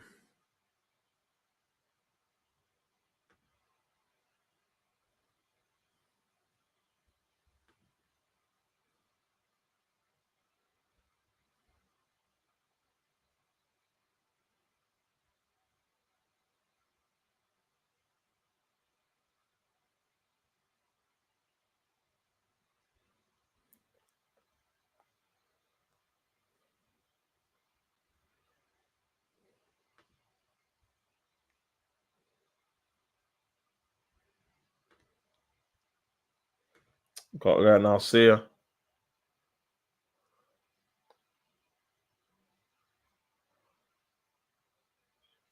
Well, yeah, man. Big up everyone tuning in, man. I'm gonna head off, man. I'll be back tomorrow. Preston versus Aston Villa, man. So make sure you guys stay tuned for that. But yeah, like I always say, don't hit the play at the game. And until tomorrow, peace out. I'm out of here. Peace.